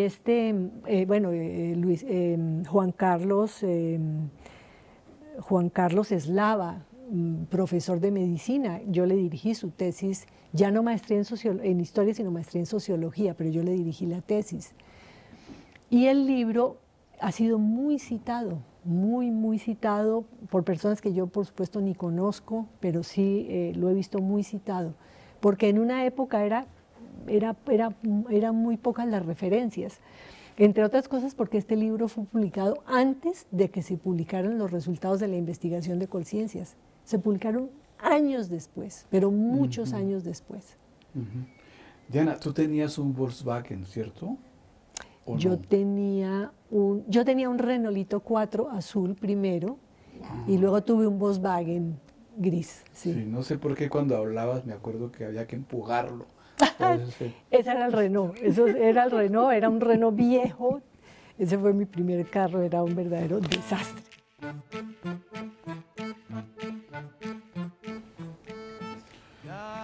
Diana, ¿tú eras consciente de lo que estabas produciendo, de que estabas abriendo una brecha ahí, un campo de investigación? No sé, no lo tengo muy claro. Yo tenía mis colegas, que era el grupo de Colciencias, de los cuales yo tenía ya amistades fuertes, como por ejemplo con Olga Restrepo y con Néstor Miranda. Entonces yo me sentía, compartía con ellos ese interés. Entonces no estoy muy segura tampoco estoy muy segura que yo hubiera abierto esa brecha. También hay... No, yo sí creo, porque quienes trabajábamos la historia política teníamos grandes carencias. Por ejemplo, nosotros no teníamos, y seguimos sin tenerla, una historia económica. Pero también ustedes se encargaron de mostrarnos que otra gente distinta a la clase política, directamente así llamada, también estaba haciendo país, también estaba construyendo nación, y que muchas cosas que uno decía, que decían los personajes que uno trabajaba, venían de lo que estaban haciendo médicos, ¿no? Gente comprometida con la ciencia. Yo me acuerdo de una tesis que dirigiste que se llamaba La medicalización de la política y la politización de la medicina, que es de Carlos Noguera, y yo estuve muy cerca de esa tesis, además porque fui uno de sus evaluadores, pero yo sí entendí que allí había una cosa muy interesante, porque la historia política de Colombia, de quienes movían ese proceso, estaban muy relacionados con la ciencia. Jorge Bejarano, López de Mesa, Calixto Torres, digamos, eran unos personajes que movían la política. Entonces ahí sí se está realmente abriendo eso. ¿Cómo surge entonces ahora sí la consolidación de una idea de doctorado? Bueno, de nuevo yo tenía muy claro que una vez terminada mi tesis de maestría tenía que hacer el doctorado. Felizmente la Universidad Nacional es extraordinariamente generosa y tenía en ese momento, y seguramente todavía lo tiene, la opción de que a sus profesores los podía enviar a hacer doctorados. Entonces yo cumplí mis primeros 4 años de trabajo en la universidad y ya tenía la opción de solicitar una beca para hacer doctorado, y así fue, me la concedieron. Al mismo tiempo me presenté a la Fulbright y tuve la financiación de Fulbright, de tal manera que yo estaba muy clara en que lo que quería hacer era historia de la ciencia. Yo había asistido a propósito de las celebraciones de los 500 años del llamado descubrimiento de América. En 1992 había asistido en España a un congreso enorme sobre ciencia a propósito de ese tema, y conocí allí a una profesora norteamericana de nombre Anne LaBerge, y decidí que esa era una de mis opciones para hacer el doctorado. Tuve varias también en la Universidad de Columbia con Nancy Stepan, Wisconsin también fue otra de mis opciones, pero decidí hacer la tesis con Anne LaBerge. Y yo creo que en mi decisión, que en ese momento no fue muy consciente, primó el hecho de que fuera mujer. O sea, me gustó la idea de hacer yo había tenido siempre profesores, me habían dirigido la tesis profesores, me pareció muy interesante que fuera una mujer, pero en ese momento yo no era consciente de eso, lo veo ahora en retrospectiva. Yo creo que eso tuvo su importancia. Total, gané una beca Fulbright muy generosa, con la cual me pude ir a los Estados Unidos. El primer mes a intensificar y mejorar mi inglés, que fue maravilloso, en la Universidad de Indiana University. Y luego en Virginia Tech, que fue donde hice mi doctorado, en un área que se llama Estudios Sociales de Ciencia y Tecnología. En inglés lo llaman como Science Studies, o lo llaman Social Studies of Science. Hay varias maneras de decirlo. Y esos estudios sociales de ciencia y tecnología son un área que combina historia de la ciencia con filosofía de la ciencia y sociología de la ciencia. Entonces estaban como mis áreas más queridas, ¿no? Yo me había interesado por todos esos temas, de tal manera que ahí había una compensación, una conjunción pues de temas que me interesaba mucho. Por eso la hice ahí. ¿Y cómo transcurrió el proceso? Fue maravilloso.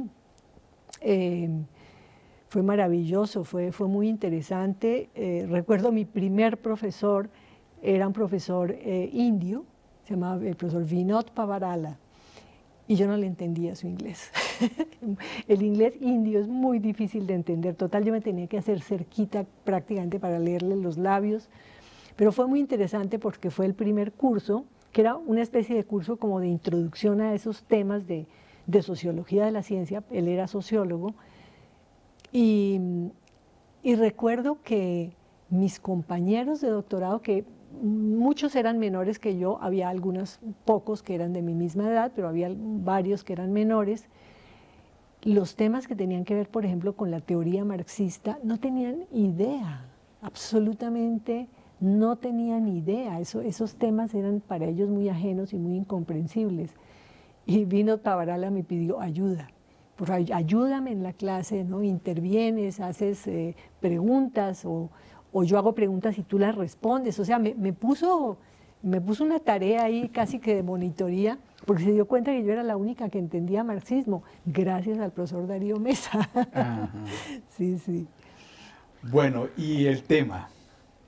¿Cuál es la historia del tema? Eso es muy interesante, porque eso es una historia previa. Yo llego con el tema. Yo le había pedido, siendo profesora del Departamento de Historia, había pedido una financiación al Banco de la República para una investigación sobre Federico Lleras Acosta. ¿Por qué Federico Lleras Acosta? Y esto tiene una historia interesante.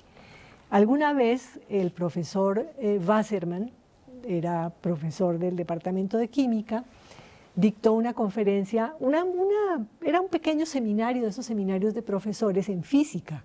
El profesor, no me acuerdo su nombre, un profesor de física me invitó a que fuera a esa conferencia, porque sabía que yo ya me interesaba en los temas de ciencia, y fui al Departamento de Física, a la conferencia del profesor Wasserman, y el tema era el fraude en la ciencia.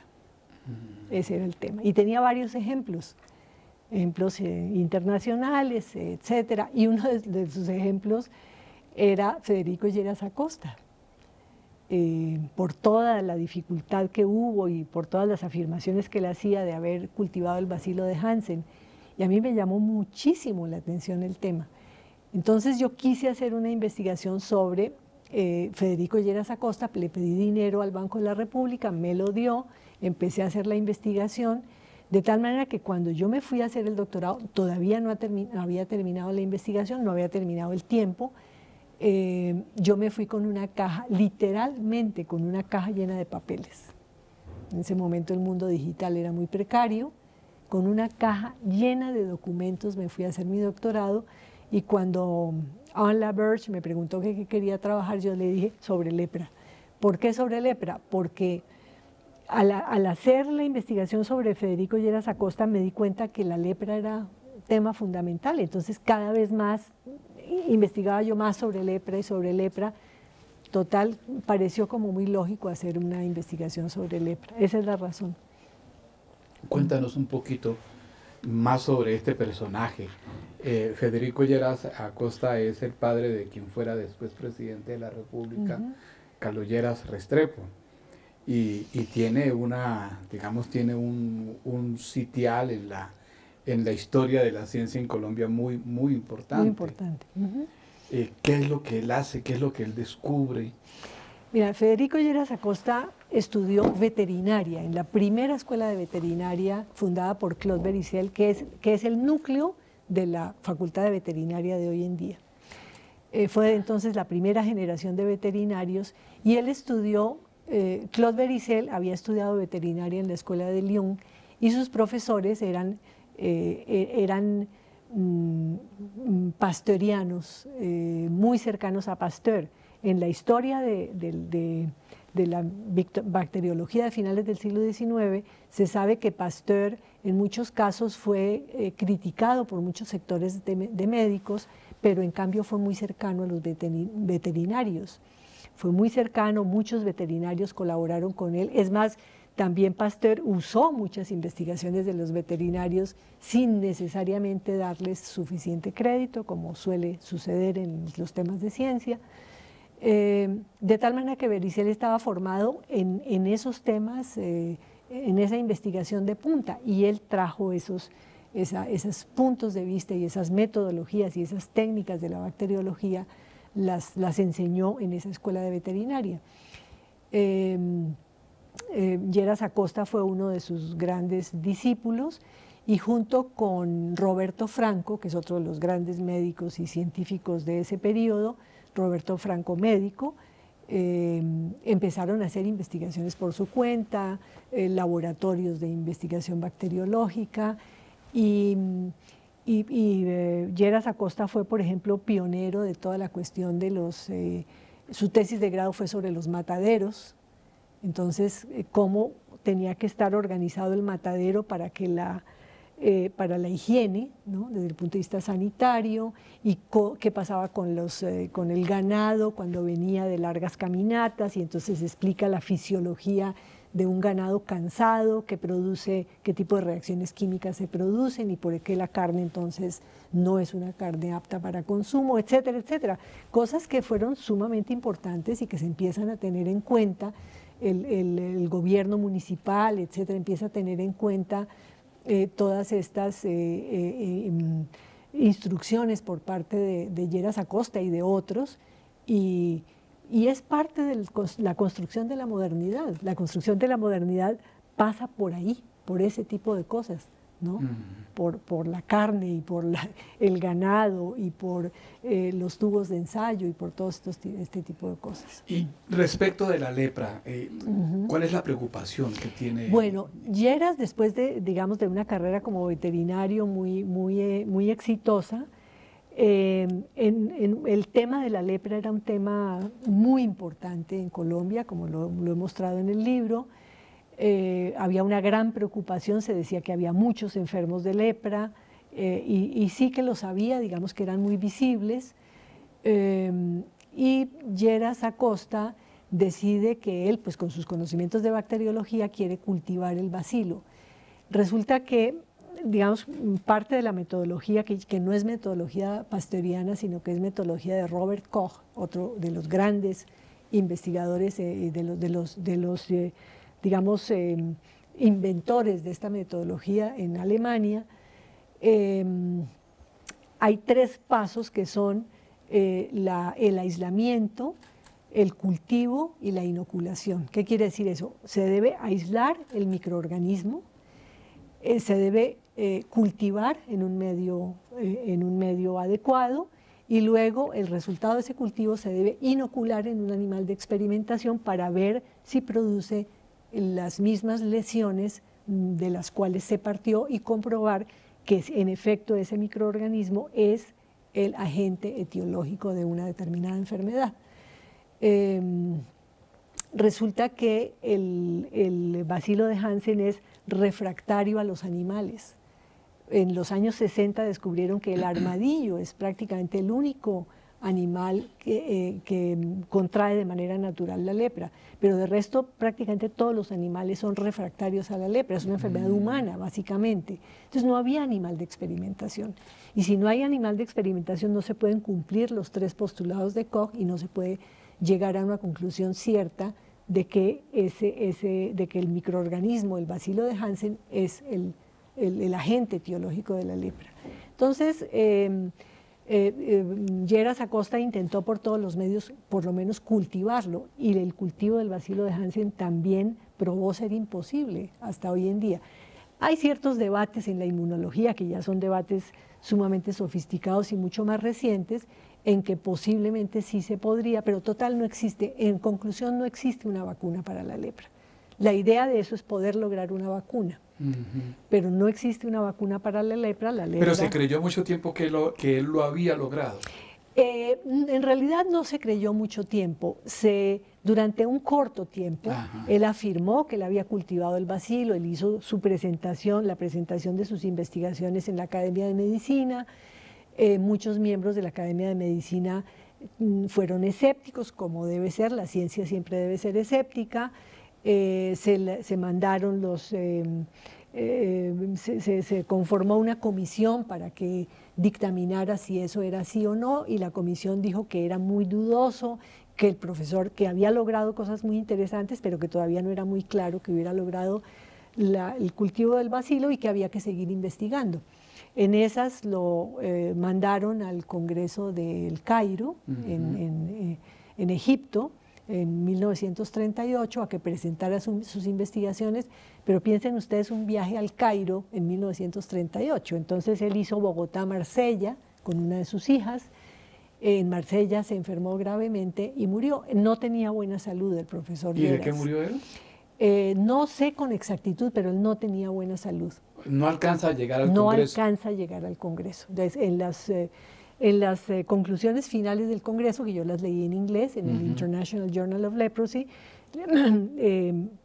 hacen mención del profesor Lleras, un ilustre investigador que no alcanzó a llegar porque falleció en Marsella.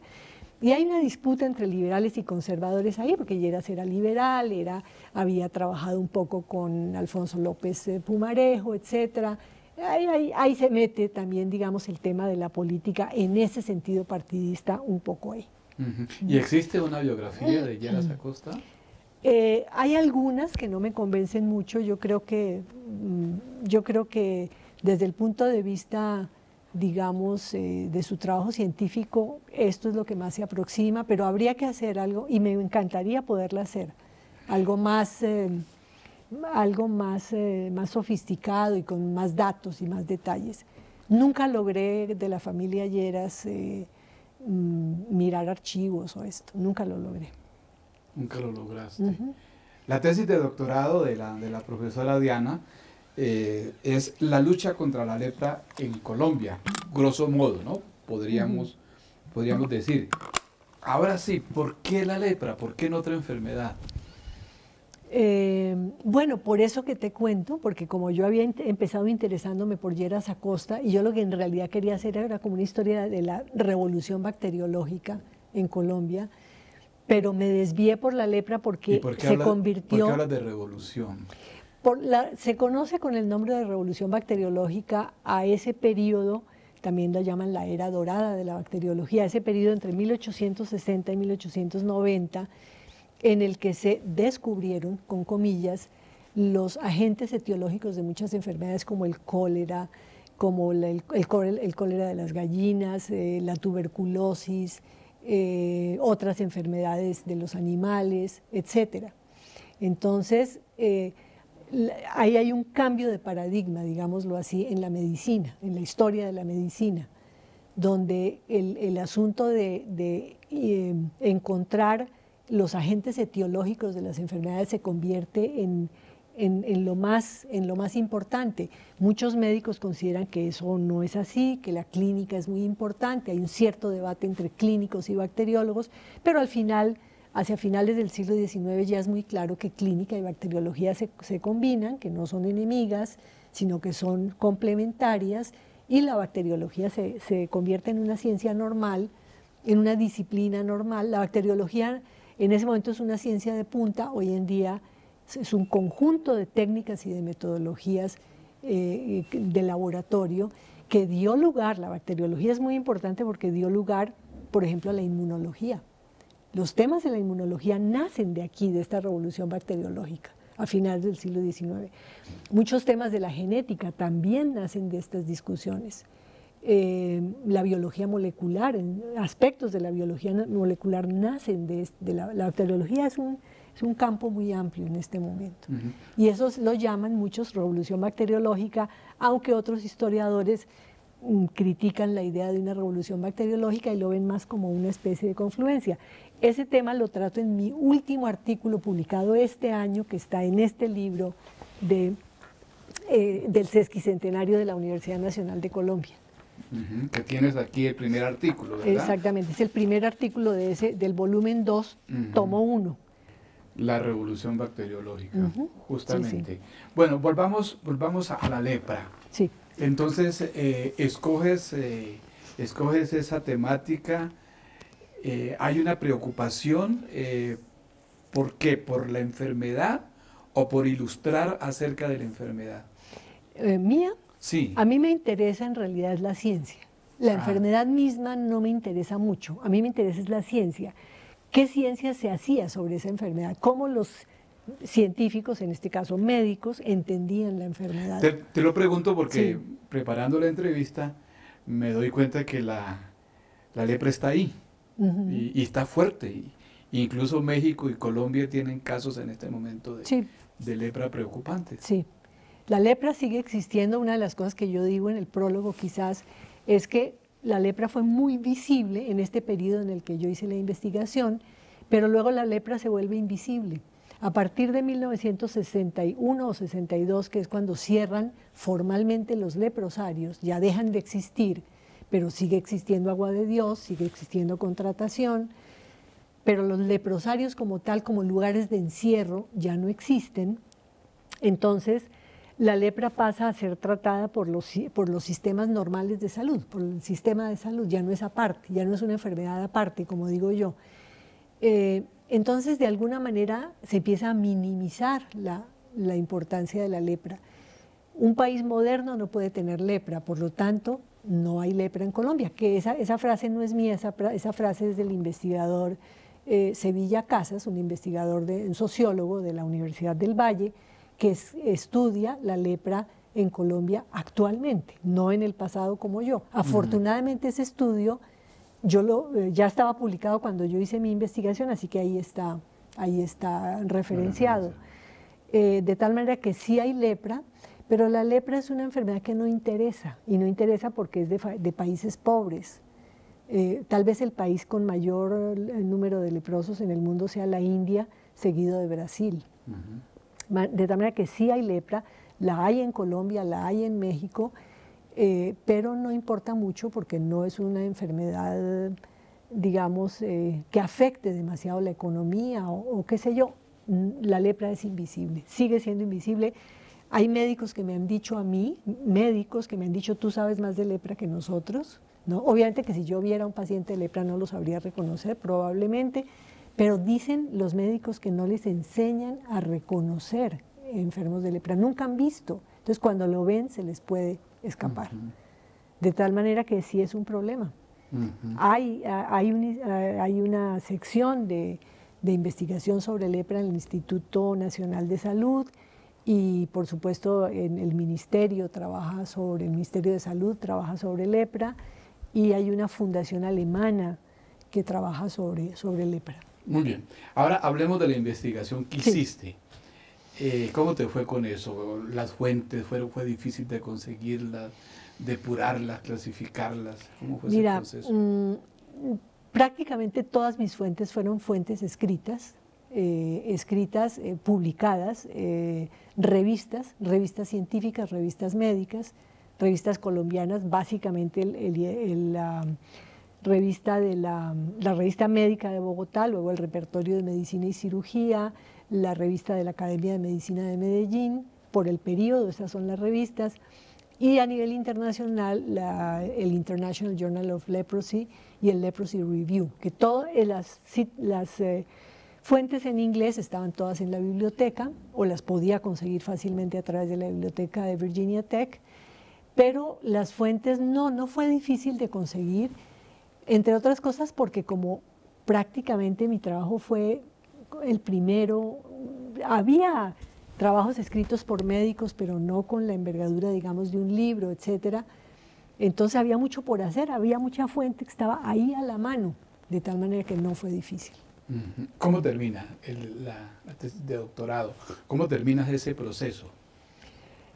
Muy rápidamente, o sea, yo hago mi doctorado con tesis escrita y defendida en 3 años, lo cual es muy, muy sorprendente. Mucha gente se sorprendió de que hubiera hecho un doctorado tan rápidamente, pero yo lo atribuyo a que yo venía pues con una tradición ya de investigación y una formación fuerte, y al hecho de que yo traía mi caja de documentos. Esa caja de documentos fue absolutamente una maravilla.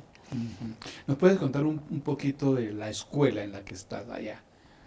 Tus compañeros, ya ahora tienes tus compañeros, de tus profesores, pero la temática, ¿había oídos para eso que estabas haciendo? Totalmente, totalmente. Aunque era muy raro que alguien estuviera haciendo un trabajo sobre América Latina, sí había investigaciones sobre enfermedades. Alguno de mis compañeros estaba haciendo una investigación sobre hepatitis, un oriental, no recuerdo de dónde era él, probablemente coreano. Y había otros temas, como por ejemplo la ecología, era un tema del que hoy en día todos hablamos de ecología, pero en ese momento era realmente un tema muy novedoso. Sí, digamos que el estudio de estas enfermedades era un tema que se trabajaba, ¿no? Pero sí, lo raro era que hubiera alguien de América Latina allí, ¿no? ¿Y con quién conversabas? ¿Con quién intercambiabas las angustias propias de una tesis de esas? Bueno, mis colegas, mis compañeros de doctorado, a mí me tocó como compañero de doctorado un colombiano de nombre Lucena, Juan Carlos Lucena, y fuimos muy amigos, pero él era ingeniero y él hacía su tesis sobre historia de la ingeniería en los Estados Unidos, un periodo específico, pero sí tenía mucha comunicación con él. Una pareja de argentinos, Juan Rogers y Moira Rogers. Él trabajaba sobre computación y ella trabajaba sobre la ilustración en Alemania. Ella hablaba alemán perfectamente. Y aunque eran temas muy diferentes, sí había manera de conversar. Y había un seminario permanente, ¿no? Ajá. Había un seminario permanente al que había que asistir y los estudiantes estábamos obligados a presentar en esos seminarios, de tal manera que sí, había mucha retroalimentación, ¿no? ¿Y cómo se gradúa uno allá? Es decir, ¿qué tuviste que hacer? ¿Presentaste una sustentación, un examen de calificación? Existía el examen de calificación, pero también existía otra opción, además del examen de calificación, en vez del examen de calificación, que era sustentar 2 artículos ya escritos. Ya no recuerdo si eran 2 o era 1, creo que un artículo ya escrito, de tal manera, ya escrito y ya publicado, de tal manera que yo sustenté ese artículo sobre Federico Lleras Acosta, ajá, que está ahí en esa edición. Sustenté ese artículo sobre Federico Lleras Acosta y eso fue, digamos, lo equivalente a mi examen de doctorado. Había que hacer un examen de 2 idiomas extranjeros, entonces mi idioma extranjero respecto del inglés, pues era español, era obvio, y el otro idioma en el que hice una traducción del francés al inglés fue el francés, justamente. Entonces, Diana, uno de los sueños que tiene uno como estudiante de doctorado cuando está haciendo la tesis o cuando la termina, es convertirla en libro y tú lo logras. ¿Cuál fue el proceso de la conversión de la tesis al libro que sale? Batallas contra la lepra, Estado, Medicina y Ciencia en Colombia. Es un libro del año 2002. Sí, ese proceso fue un poco más difícil que el de sociedades científicas porque yo de nuevo fui al Banco de la República, pero antes de ir al Banco de la República yo tenía que traducirlo. Yo había escrito mi trabajo en inglés, no como muchas veces la gente hace que lo escribe en español y lo manda a traducir. No, yo directamente lo escribí en inglés, de tal manera que entonces lo primero era traducirlo. Pero el regreso después del doctorado no es una cosa del todo fácil. Y la universidad, yo regreso en el año 1996, hay mucha crisis en ese momento, mucha crisis. La universidad, la situación está muy difícil. Recuerdo que yo regreso y dicto de nuevo mi curso de contexto, que lo dicto en ingeniería. Y recuerdo haber tenido que salir corriendo en algún momento porque había las explosiones famosas y toda esta cosa. De tal manera que yo vengo de una universidad donde la vida es absolutamente tranquila, absolutamente predecible, donde la biblioteca tiene todo lo que uno necesita, donde está el tiempo para investigar y la tranquilidad y etcétera. Y llego a la universidad y los edificios están deteriorados y la biblioteca no tiene todos los materiales y fuera de eso las clases hay que interrumpirlas porque hay este tipo de cosas, ¿no? Entonces fue difícil para mí. Creo que el choque cultural fue más fuerte cuando regresé que cuando me fui. Y eso no lo habían advertido en la Fulbright. Eso no lo habían dicho, yo no lo había creído, pero sí lo experimenté. Total, entonces tardé un tiempo, bueno, y viene el acomodo, tienes que volver a tu apartamento, buscar tus cosas en una bodega, las dejaste, tienes que recuperar, tienes que volver a hacerte a la vida en la ciudad. Y eso fue complejo, de tal manera que tardé un poco en hacer la traducción, pero además yo no quería hacer simplemente una traducción, hubo cosas que yo reescribí por completo y hubo nueva investigación que hice, y de ahí salieron estudiantes a las que les dirigí tesis sobre lepra. De nuevo, investigar fuentes, le añadí un par de capítulos, amplié el periodo. Sí, hubo más investigación y eso lo hice en el año sabático. En el año sabático lo hice, terminé de completar mi libro en el sabático, me fui al Wellcome Institute en Londres, y bueno, a la Universidad de East Anglia en Inglaterra, que tenía mucho vínculo con el Wellcome Institute, que es la biblioteca de historia de la medicina más importante en el mundo, no hay otra. Y ahí estuve leyendo mucha cosa de historia de la lepra, sobre todo en la India, por razones obvias.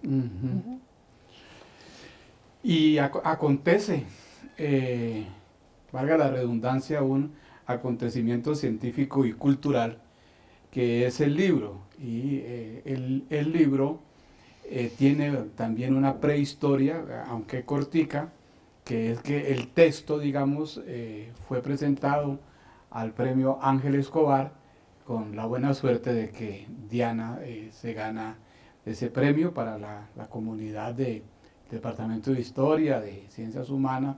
Pues ese fue un momento, digamos, muy sano, que todos celebramos.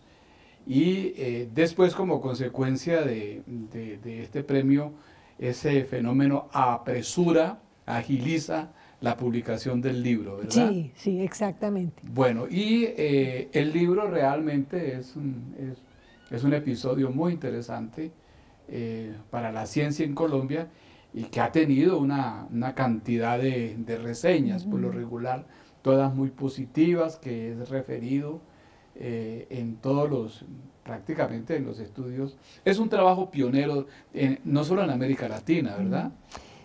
Yo un poco, o sea, realmente sí eran muy pocos los estudios de historia de la lepra cuando yo hice este trabajo. Realmente eran muy pocos. Y si yo lo hubiera publicado 2 años antes, pues aún más. O sea, en el lapso entre que yo terminé mi tesis y el que salió el libro publicado, aparecieron algunos libros en Inglaterra que yo los alcanzo a incluir en la segunda parte, pero que fueron posteriores a mi trabajo. Sí, sí. Bueno, esto produce un relax, el premio, la publicación Sí, del mucho. libro, te tranquiliza, te Mucho. vuelves la directora del Departamento de Historia, Sí. y de allí pasas al área curricular de la universidad, ¿cierto? A la dirección del a la área dirección curricular. de área curricular, es decir, la profesora Diana no estuvo exenta de pasar por ese servicio social obligatorio que son los cargos, ¿verdad? ¿Cómo te fue Mira, en la parte administrativa? Sí, fue muy interesante. En el departamento fue muy difícil porque fue un momento que coincidió con una decisión que tomó, no sé si fue la facultad o quién la tomó, en que no había director de posgrados, sino que el director del departamento tenía que asumirlo todo, de manera que era una carga imposible para una sola persona, pero tuve la buena fortuna de que el profesor Rock Little me ayudó, sin nombramiento, sin nada, me vio tan agotada, una vez se presentó en mi oficina y me dijo, ¿quieres que te ayude? Yo coordino todo lo de los posgrados y tú te tranquilizas. Le dije, por favor. Y así fue.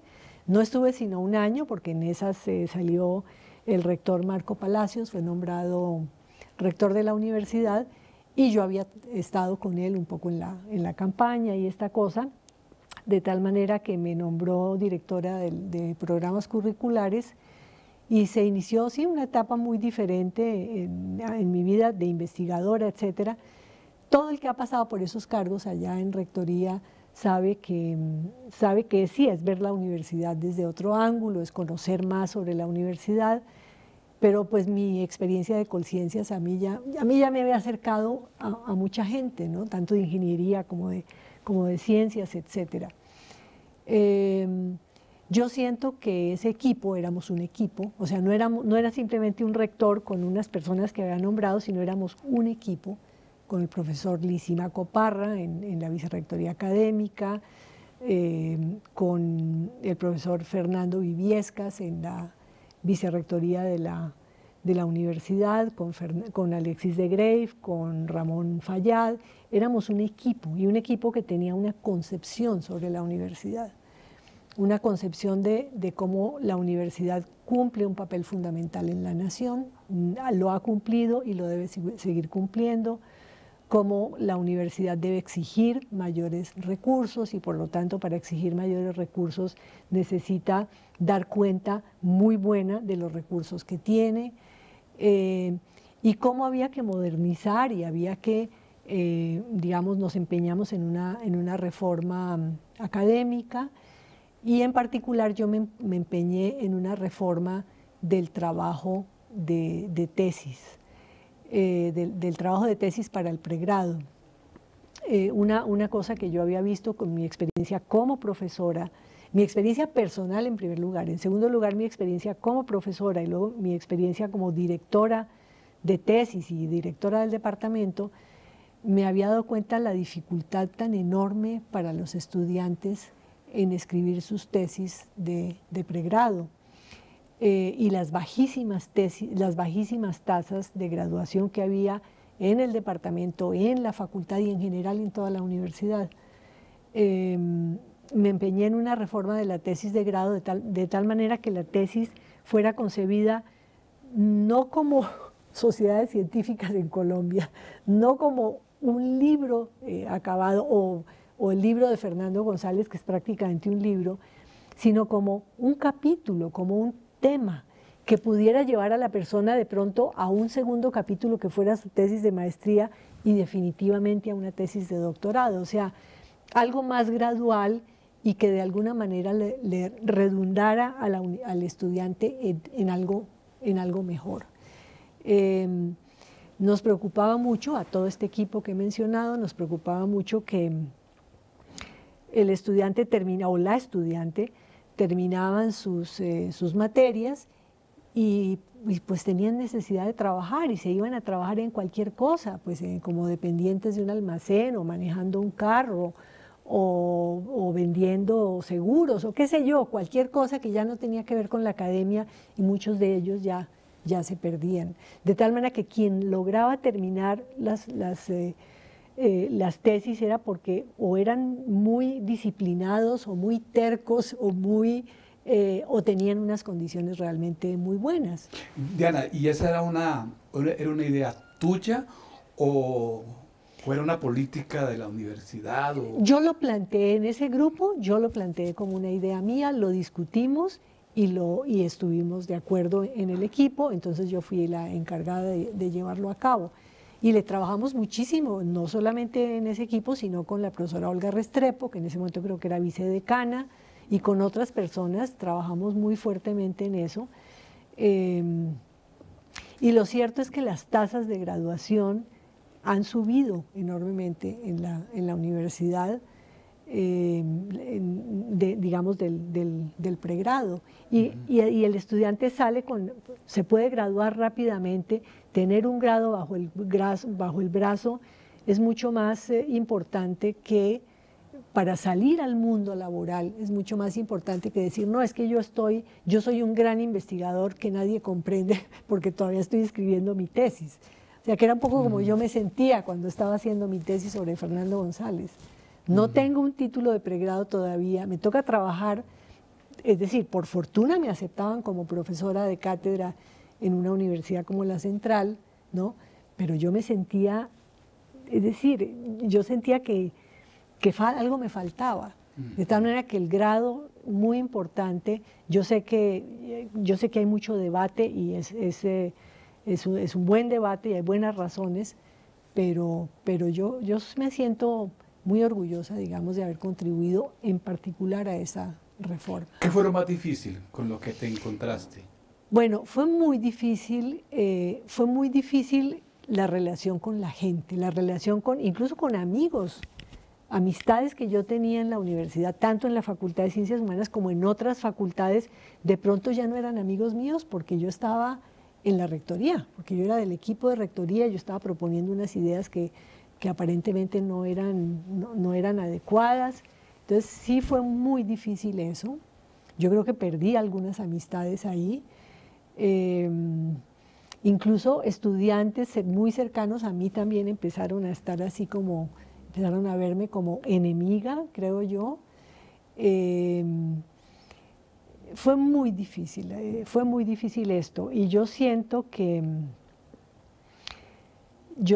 que había una concepción sobre la universidad sumamente valiosa que dejó, por ejemplo, la mejora de la biblioteca, es decir, la biblioteca, el volver a comprar, no sé si volver, pero nosotros nos preocupamos por comprar las revistas científicas, por comprar las revistas de las diferentes áreas y los diferentes campos, porque estuvieran al día, porque la gente tuviera la oportunidad de consultar la bibliografía más avanzada, de tal manera que fue una cuestión importante.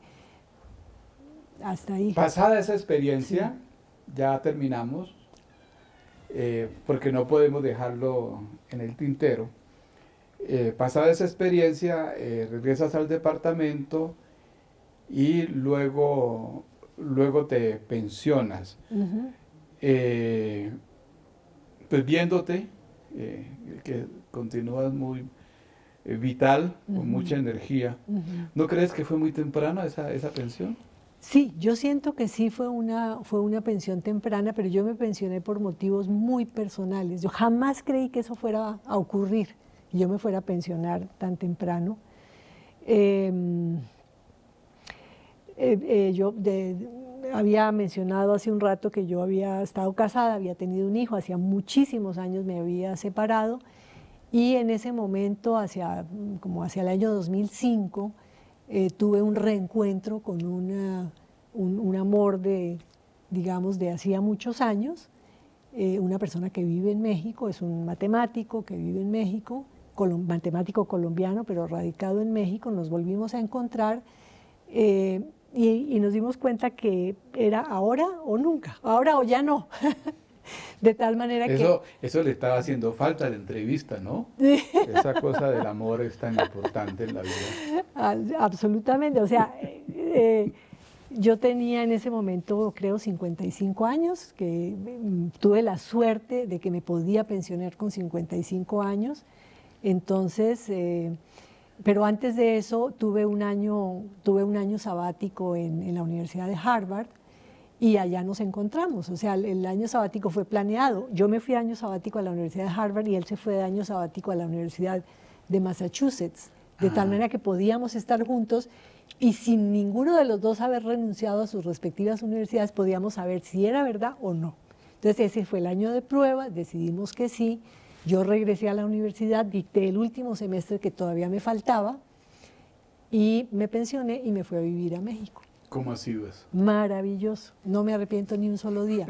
Me da mucha nostalgia, tengo que confesarte, verte a ti, venir al departamento, ver a los estudiantes y decir, caray, ¿por qué no estoy aquí? Obviamente eso, mi corazoncito, ¿no? Claro. Pero realmente yo vivo muy feliz, es decir, México es un lugar muy gentil, como tú lo sabes, has estado un tiempo allá. Es una sociedad muy agradable, muy amable, es una sociedad amable, distensionada, con muchos problemas como nosotros, pero es un lugar muy agradable para vivir. Y además tengo el mejor de los mundos, o sea, tengo trabajo académico sin tener digamos, las dificultades de estar en una institución. Así lo decidí y así está bien. Pero falta lo último, queridos camarógrafos, el budismo.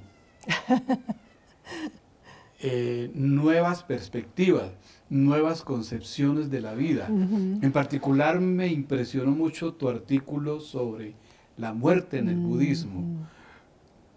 ¿Quién te jalona allá? ¿Cómo descubres el budismo? Mira, en el año 2005, que fue un año de muchas cosas, fallece mi hermana mayor. De hecho, era la segunda. Ella tenía solamente 68 años y fallece de un cáncer fulminante, de una leucemia. Y eso me golpeó mucho, ella estaba muy joven. Entonces, la muerte te presenta como la realidad, ¿no? Todos vamos para allá, es inevitable. Y entonces empecé a hablar mucho con mi amigo Néstor Miranda, que se interesa mucho por los temas de la muerte. Empecé a investigar y previamente yo también había, por una profesora del Departamento de Literatura, una profesora checa, me había vinculado con un grupo zen, con un grupo budista. No me acuerdo del nombre de la profesora, una profesora checa de literatura. Sí, sí, Jarmila. Jarmila, exacto. Jarmila. Ella me había llevado a un grupo zen y yo había empezado un poco a meditar, etcétera, de tal manera que cuando llego a México me doy cuenta que en México hay una gran cantidad de grupos budistas y no solo eso, sino que la UNAM ofrece un diplomado en budismo, lo tomé, y hay otras instituciones que ofrecen diplomados. Entonces tomé un diplomado en psicología budista, un diplomado en tanatología budista, o sea, el tema de la muerte, y leo mucho sobre ese tema, investigo y bueno, escribí ese articulito que publicó una revista de estudiantes de filosofía de la Universidad de los Andes. Una profesora de la Universidad de los Andes, que se llama Catalina González, profesora del Departamento de Filosofía, me invitó a su curso. Ella tiene un curso que se llama La muerte en Occidente. Entonces me invitó a su curso para que yo hablara de la muerte en Oriente. Yo le dije, bueno, todo Oriente no sé, pero puedo hablar de la muerte en el budismo, y un poco de ahí salió ese artículo. Y la gente puede estar pensando que ciencia, budismo, religión, ciencia o no. Es una cosa muy curiosa, pero hay mucho libro sobre ciencia y budismo. Algunos opuestos, digamos, a que haya una relación, pero desde el siglo XIX, cuando los europeos descubren el sánscrito y empiezan a hacer traducciones del sánscrito y descubren el budismo y toda esta cosa, empiezan a establecer conexiones entre ciencia y budismo. Pueden ser legítimas, pueden ser no muy legítimas, pero lo cierto es que no es raro encontrar científicos que a su vez son meditadores budistas. Un ejemplo es el famoso Mathieu Ricard.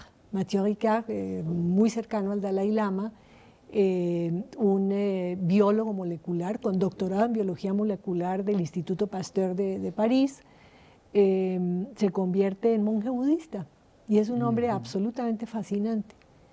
¿No? Diana, tú eres una mujer feliz, ¿cierto? Mucho, sí.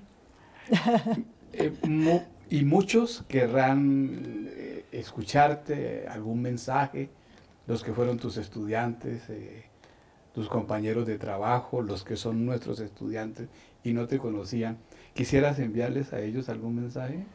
Pues mira, estoy segura que sobre academia y sobre intelectualidad y ciencia, todos los profesores pueden decir cosas muy importantes y muy significativas. Entonces yo voy a decir una un poquito más allá, ya que estás tomando este tema. Yo creo que es muy importante que tengan una vida interior, atiendan a una vida interior, y yo creo que eso lo aprendí desde Fernando González. Es importante tener una vida interior, y como Séneca, como Sócrates, perdón, es importante conocerse, ¿no? Y como Séneca es importante ser un poco, digamos, aceptar los temas de la vida, como por ejemplo la muerte, por eso mencioné a Séneca. Pero sí es importante conocerse y tener una vida interior. No todo está hacia afuera, hay que mirar también hacia adentro. Muy bien, Diana Obregón. Muchas gracias, Diana. Gracias a ti. Muy amable. Gracias.